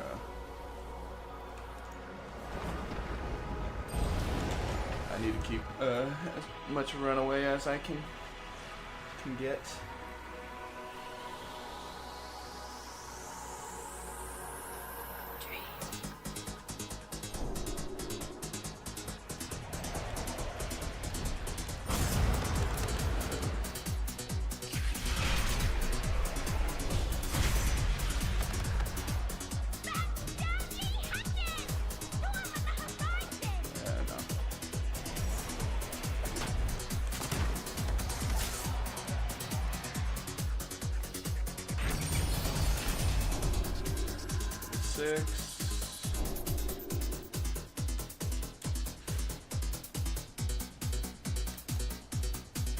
See if there's anything down here worth. Yeah, let's get that.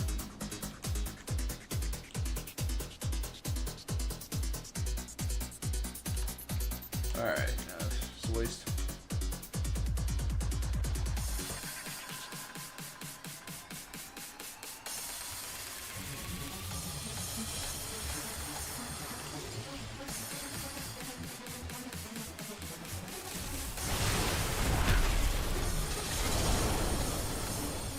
Dog shit. That ability is specifically dog shit. In my opinion. If you like it, but, good for you. Bro, I've been watching The Bear. It's pretty good. It's not like the best show in the world, but it's alright. I don't hate it or anything.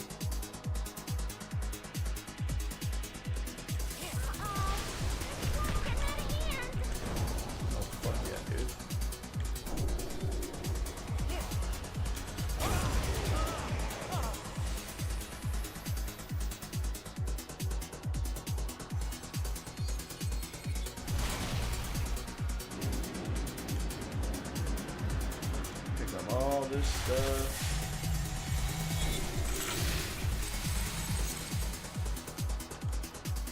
And all my plunder. I really wish that it was arm arrow, to be honest with you. But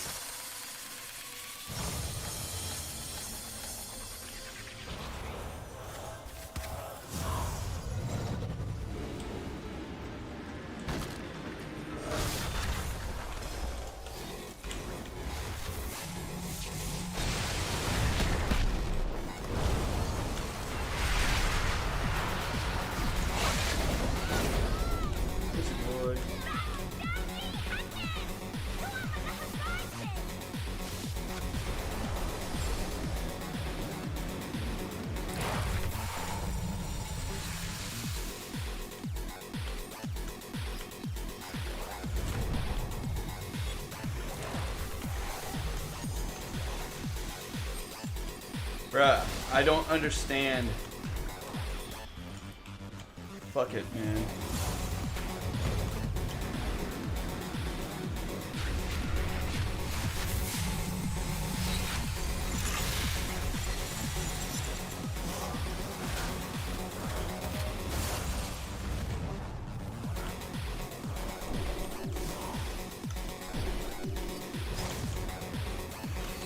There we go.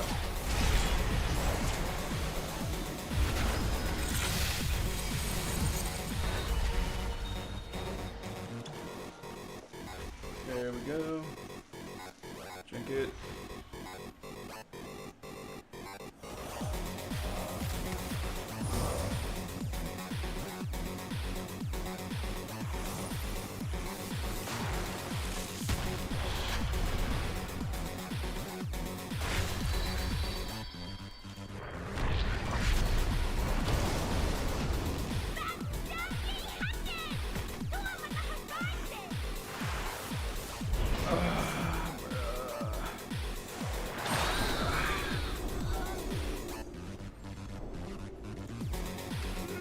Who's just lucky?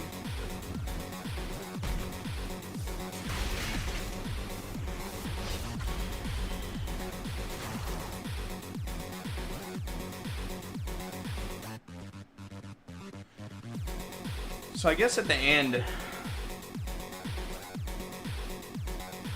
what is that? 40 levels, 2,500, so 100,000. I'm gonna do one more game, and then if I don't have it, I'm just gonna go do some D&D shit.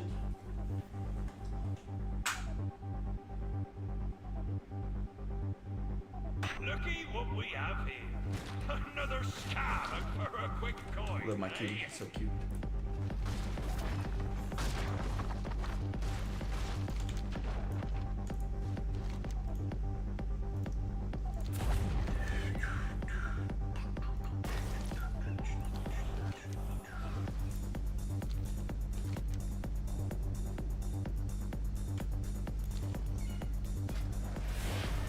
What's next? Swindler's cutouts.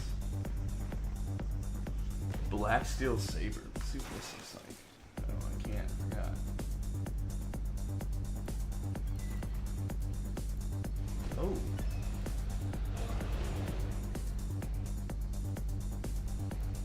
want 20 so bad.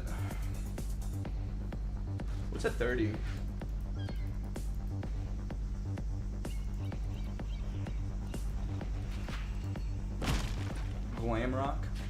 Glamrock Freddy?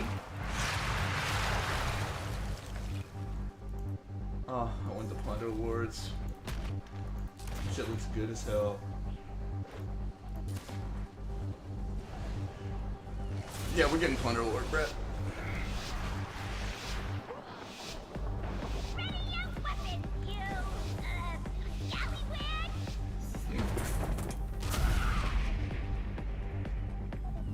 I get a level every 2 games, so I need 80 games to probably around 80 games, something like that. This is my favorite spot to drop. Last one back, see nothing society.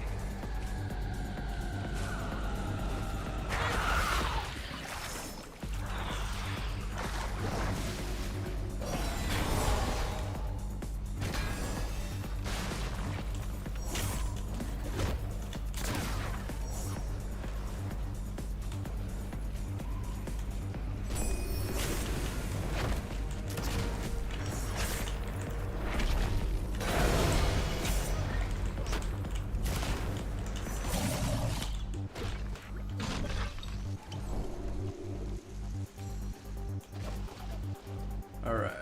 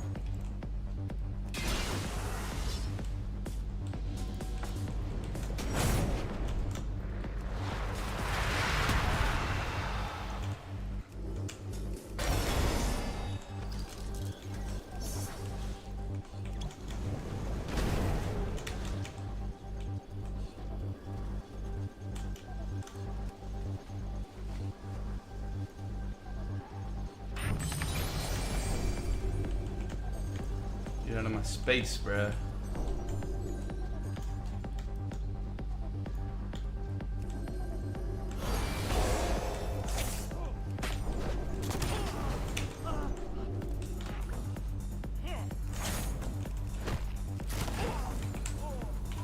You ain't better scoot and loot, you scurvy dogs.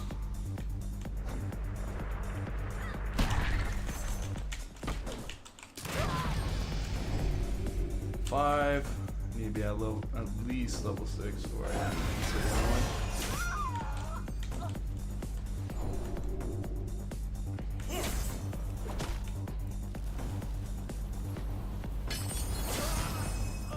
I don't like that one.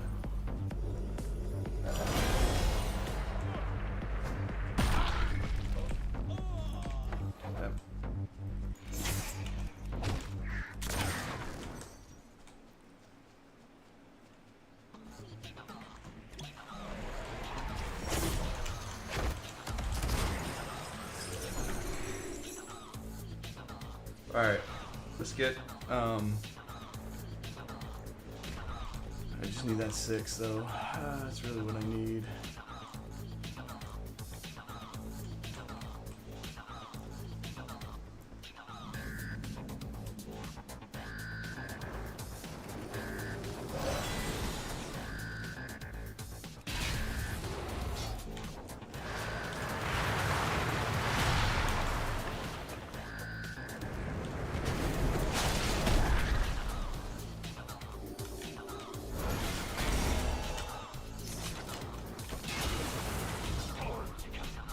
You can't drag on your feet.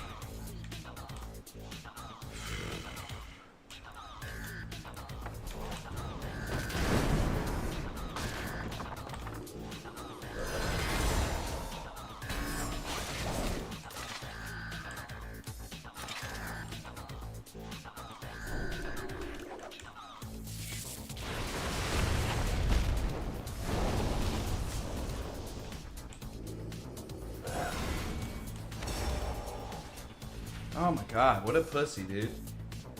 He will not fight.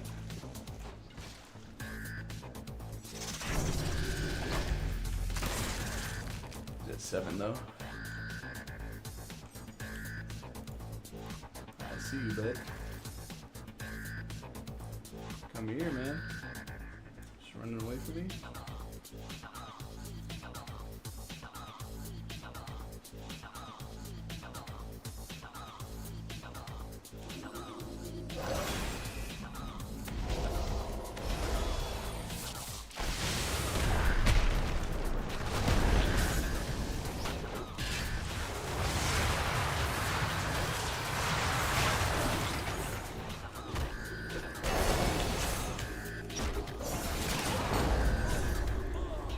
Thank you, bud. You better scurry, looky, scurry dogs. We got this. We got this. Alright, I gotta change this fucking music.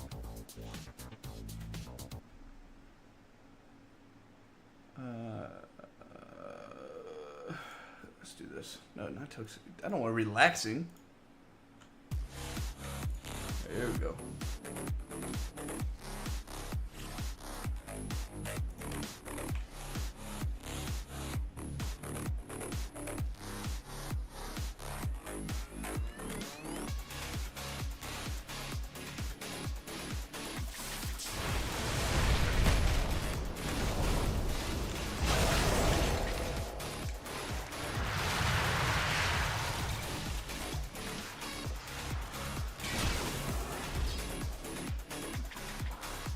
Come on, pussy.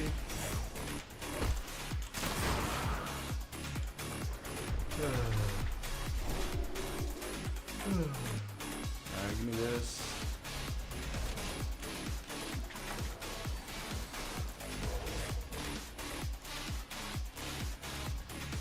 That. Ooh, run arrow.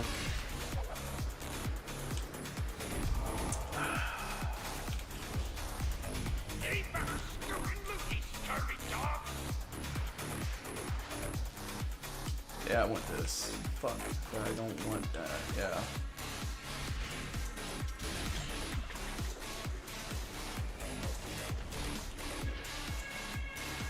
Ye better scoot and loot, you dirty dogs. Ooh. Yeah, I want that faded shadow. Lightning bulwark is alright, but it ain't that good.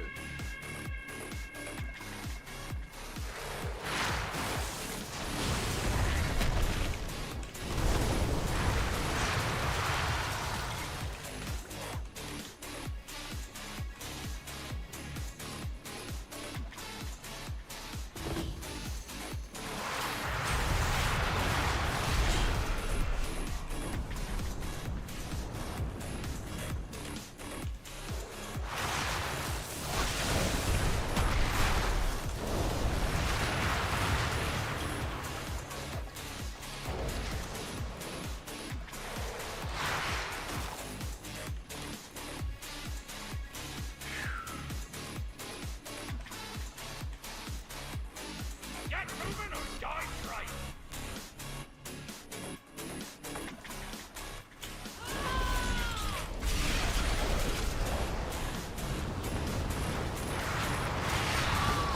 Fuck me, dude.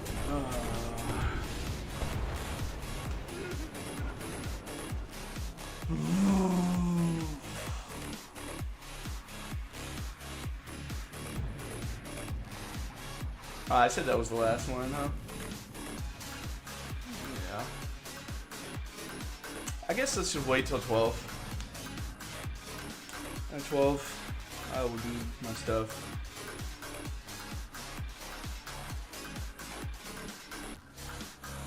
I get my kitty cat a shower today. I'm not used to it. Looky what we have I'm a little bit freaked out. Another scam for a quick coin, eh?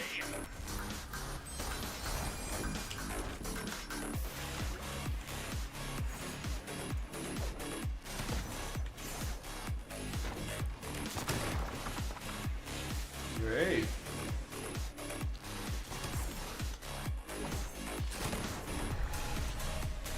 Really thought people were gonna be like, wow.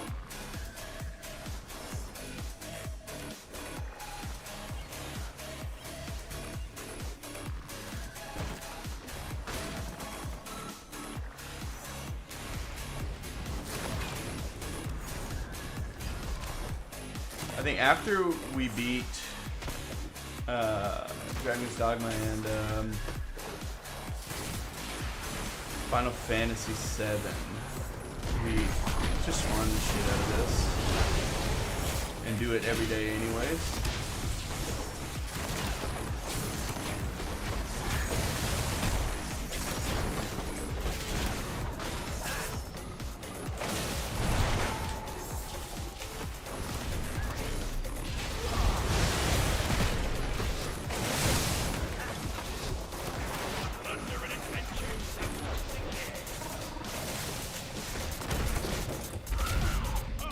I guess if you get slicing winds,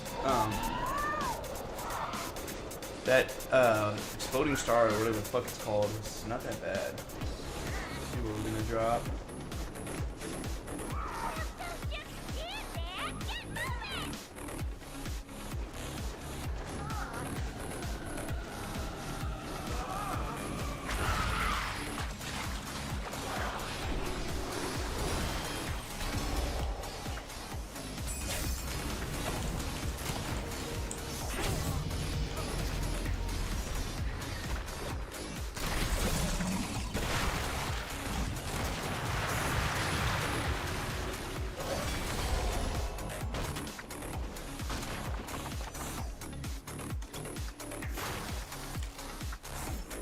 Oh, give me that rhyme arrow now.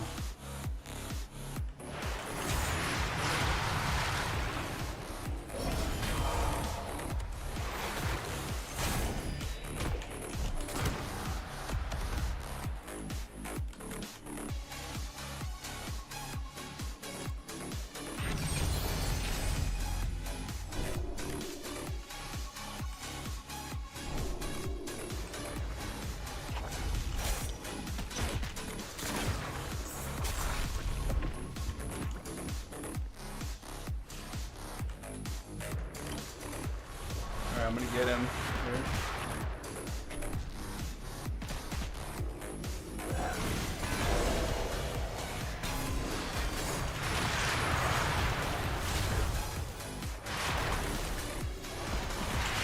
What a pussy.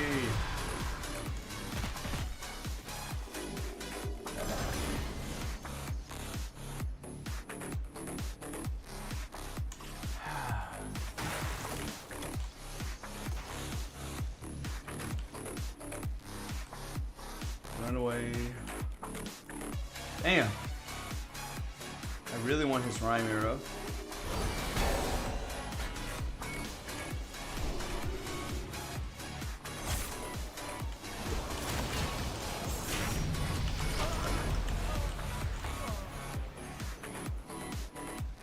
That's all I want.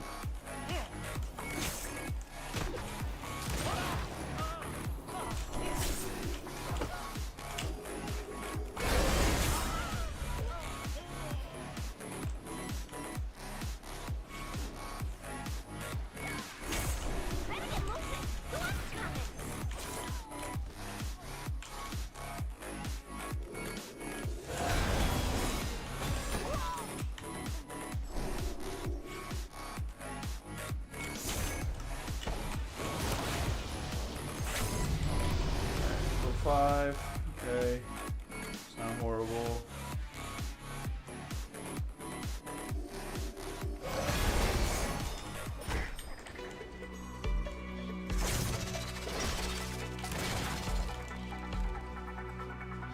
Bruh, I still only have one ability. This is in a dire situation.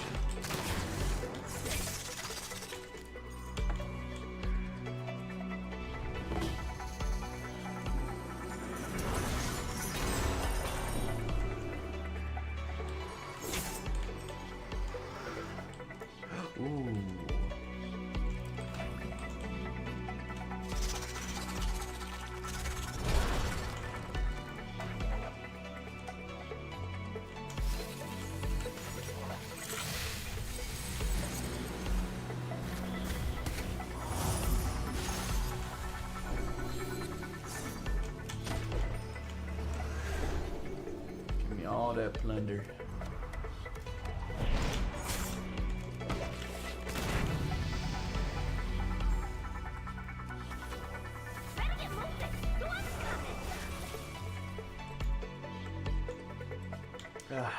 This is all we can use, right? Oh, wow.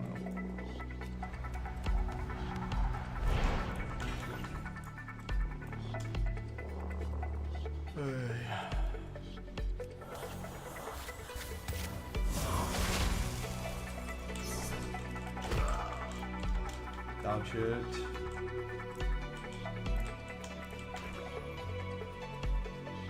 Bro, we need something better than this.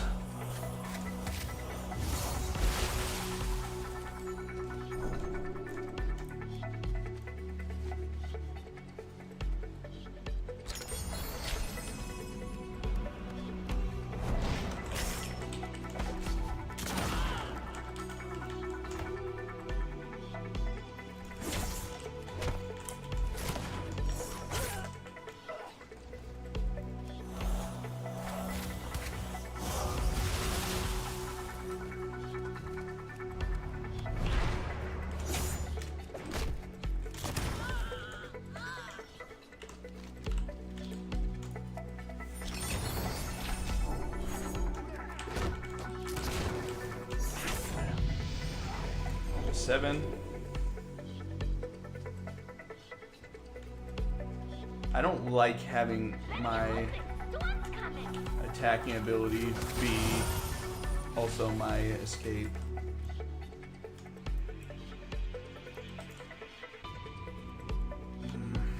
But is Toxic Smack Roll really what we want?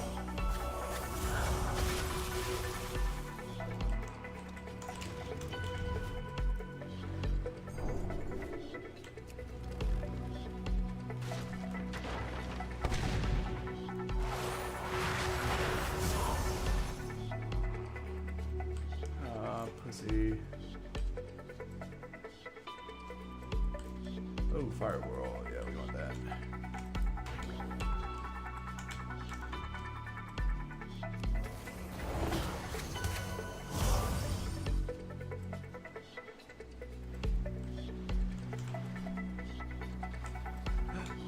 Yes, we know.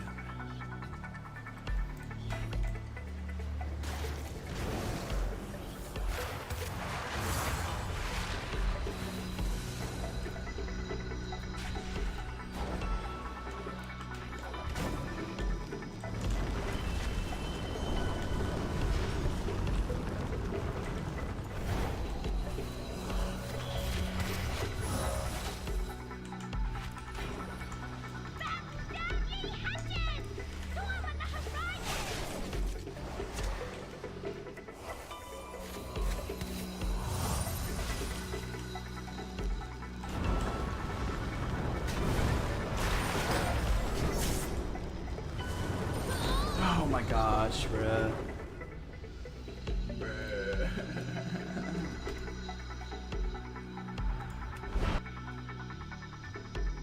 Bro, we need like a pittance to get to our next one.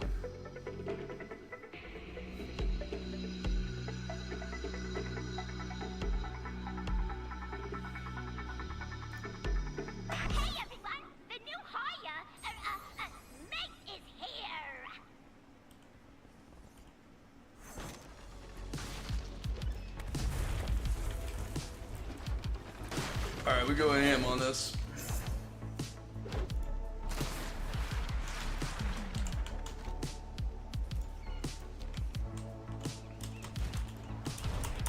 Next we get the black steel thingamajig. Bro, we're gonna be balling hard, okay? Gold. Yeah, I love gold. Yar, I love gold. Yar. Yar.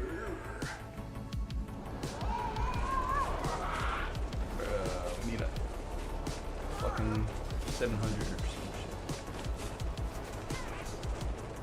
Alright, who's dropping there? It's already 2.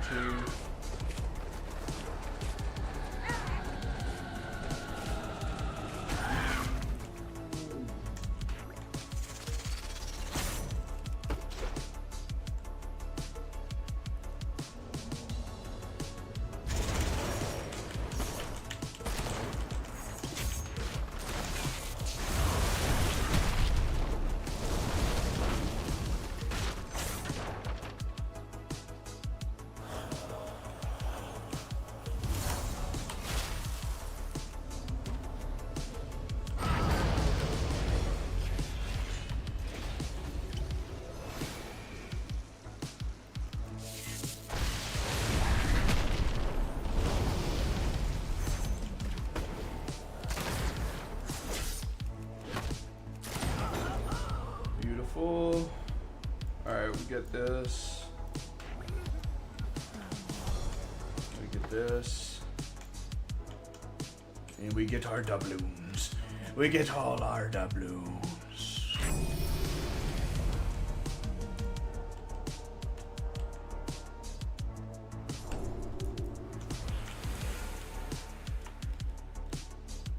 It's 2 already. 2 takey downs. Downy takes. I mean,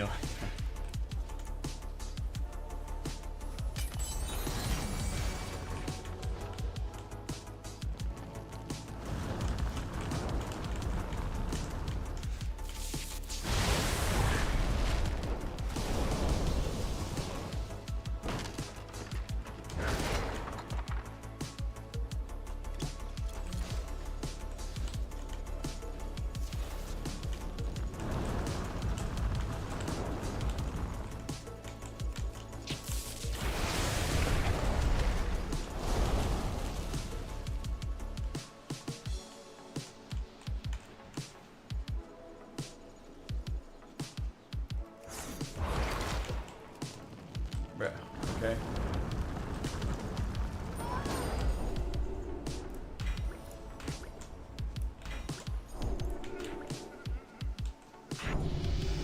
Better get moving. Storm's coming.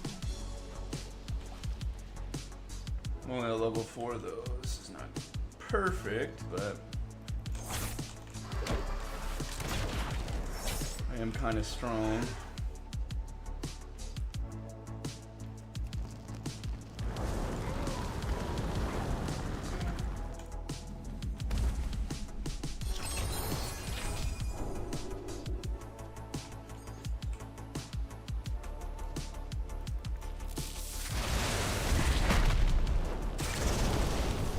Bruh. Ooh, getting lucky.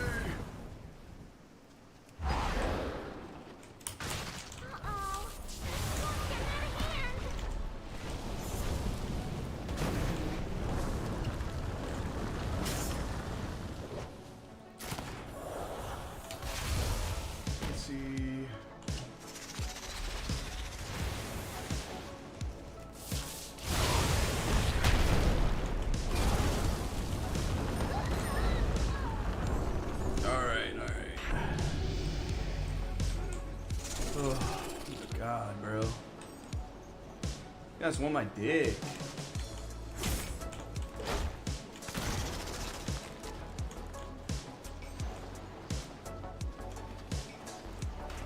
Oh, no, no. Yeah. I want to run away, though.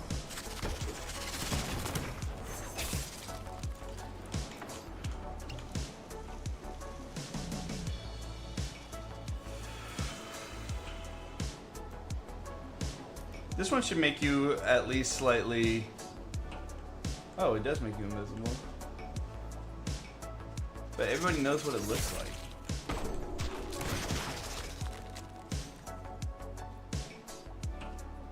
I prefer this.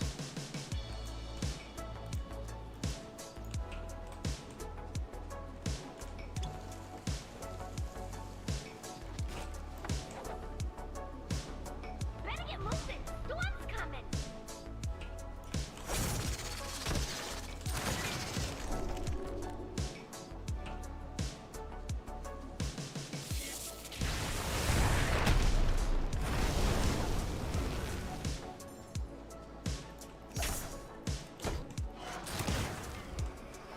sick if leveling was this fast in fucking WoW.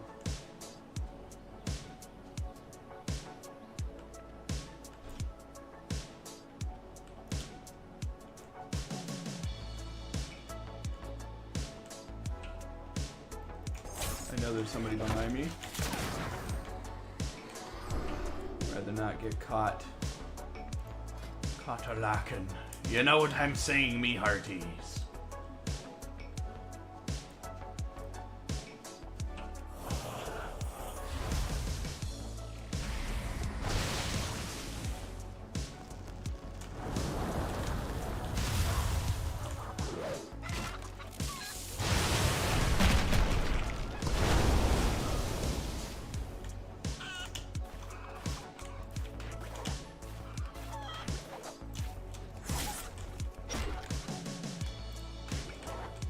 Bruh, this shit is like, sometimes it switches and sometimes it doesn't. This shit is kind of annoying.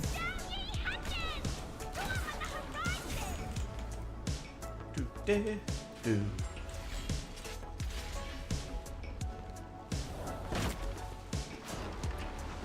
Third party coming in.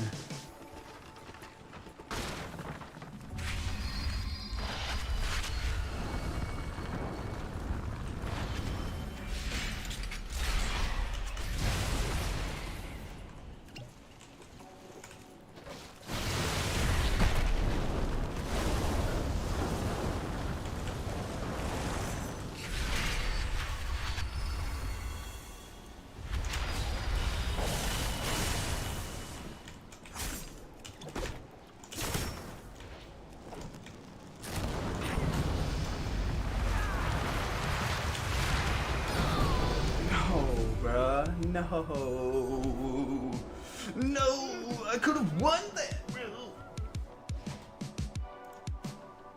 Oh, a piece of shit. My dookie quick, y'all.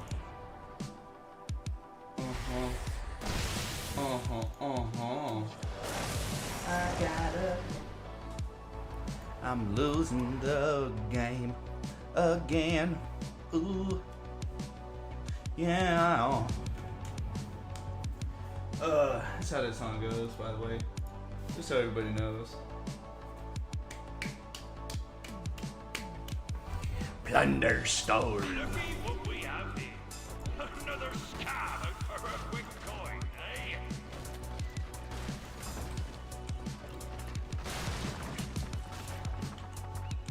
eh? Y'all be annoying. Y'all all smell like farts. Now that is a no light.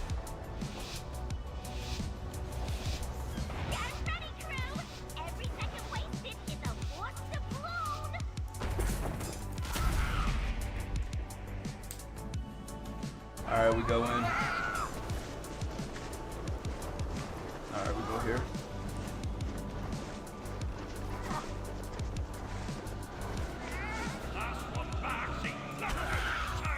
Oh, beautiful, me mateys.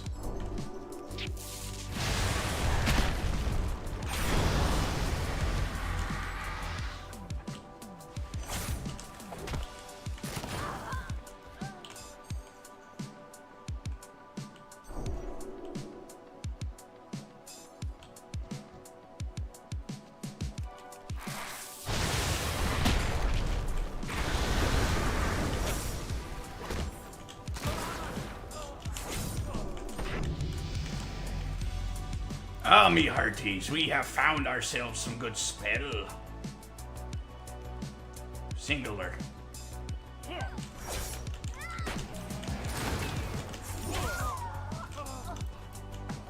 That's a good one.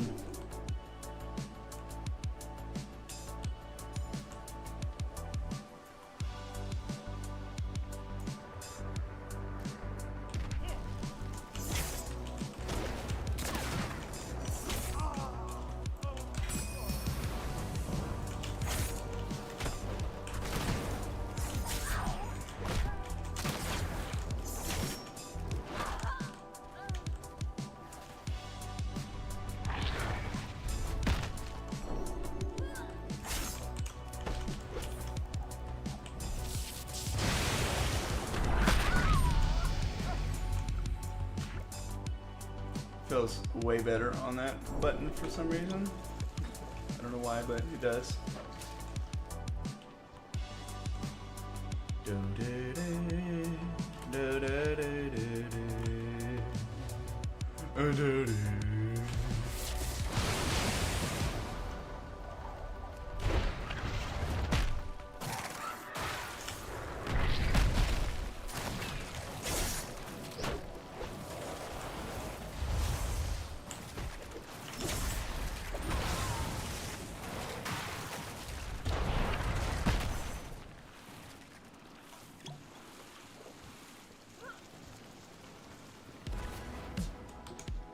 Chasing.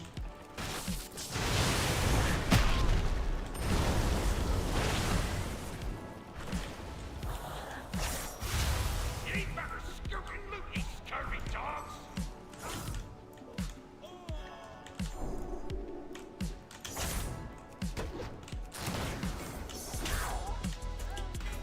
Upgrade. It's better than nothing.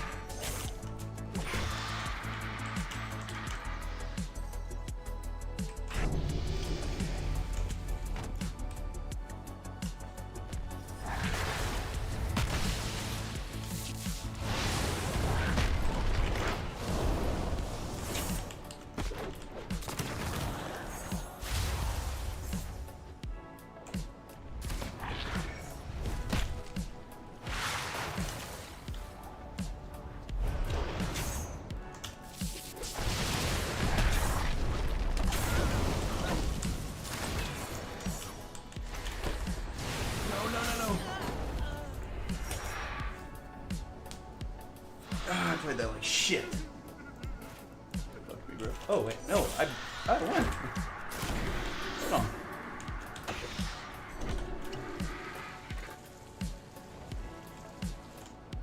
Do the rhyme arrow.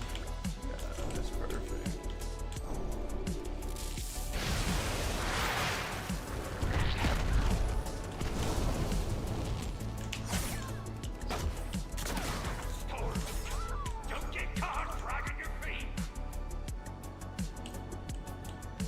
Give me that.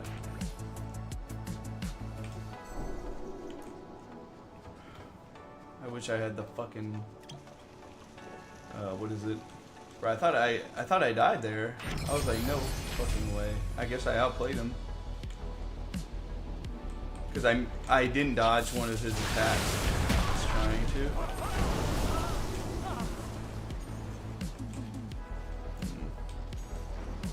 That fucking spell sucks though. Like, it's good for traversal, but I don't really like having something that could be doing extra damage.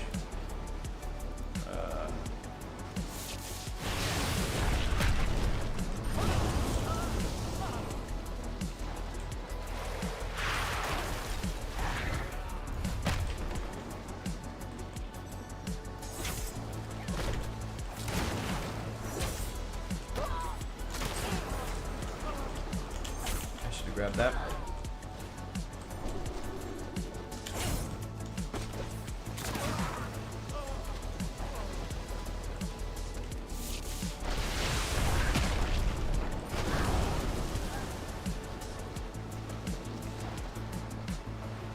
We got, okay.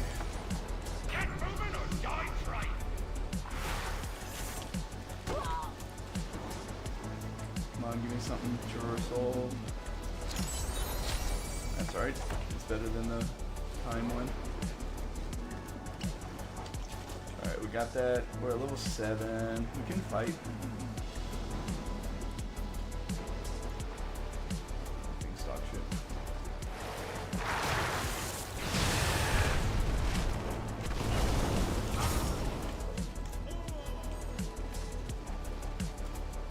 This. What? Yes. Storm Archon.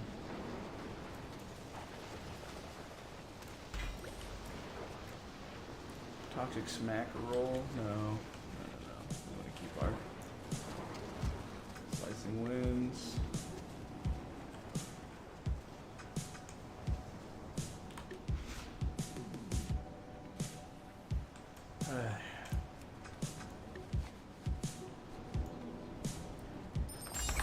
probably get to 8.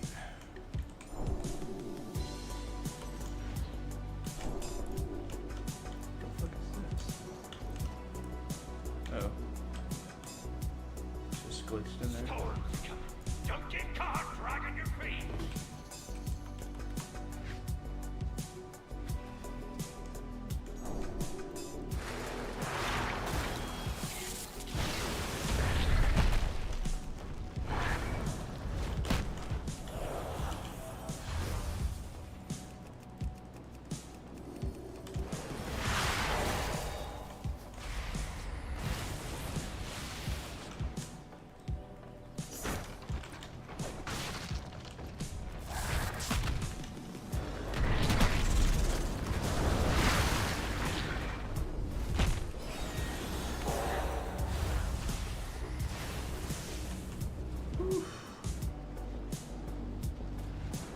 Come on, give it to me, give it to me.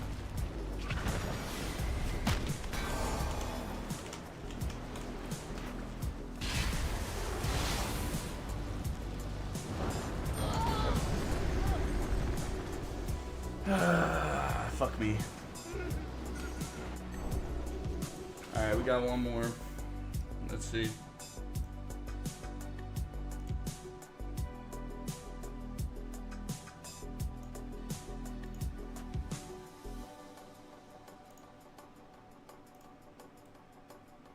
This guy can eat my fucking asshole.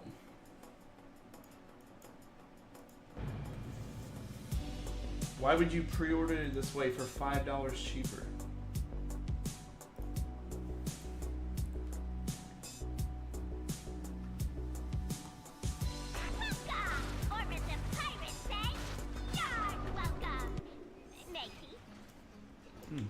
Large breasts.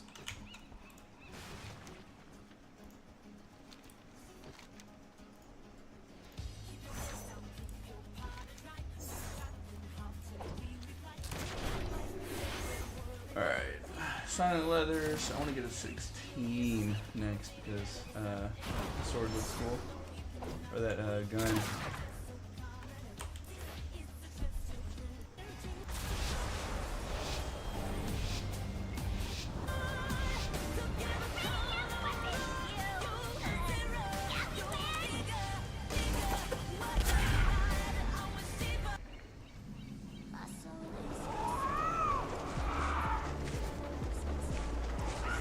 I'm gonna get this guy.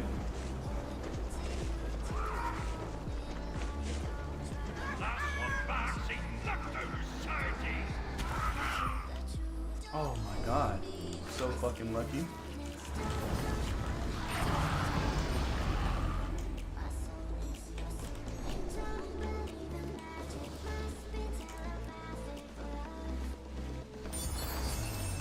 I'm so lucky.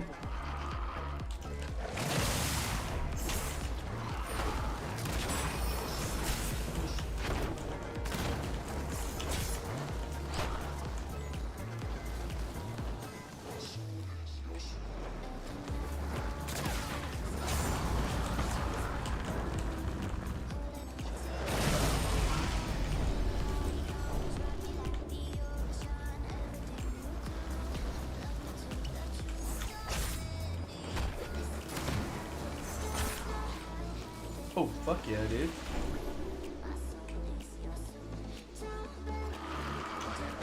should be embarrassed with yourself if you die like that.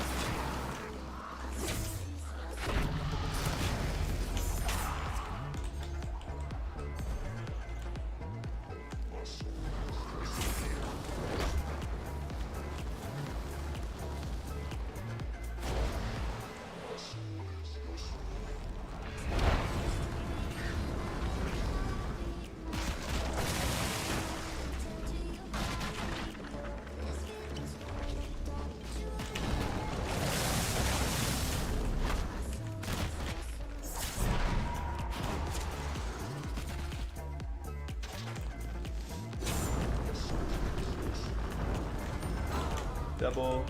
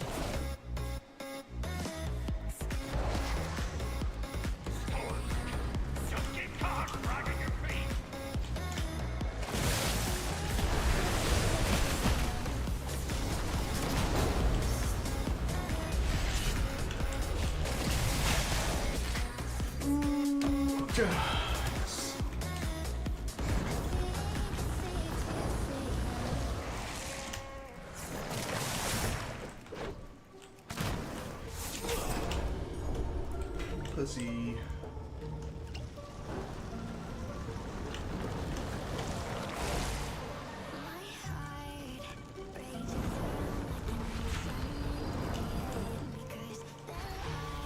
Fuck me, dude. Oof.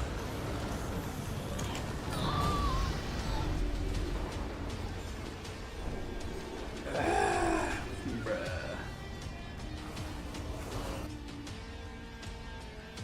Alright. I already know it's not.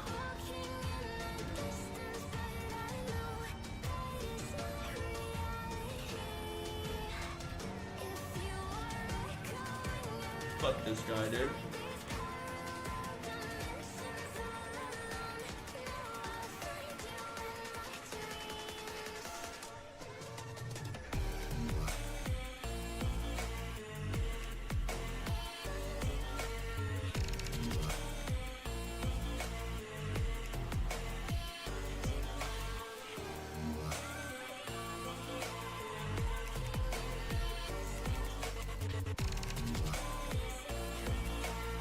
Alright, well, I guess I'll call it there, and if I get it before I go to sleep, then we'll get back on, but for now, I'll see y'all later.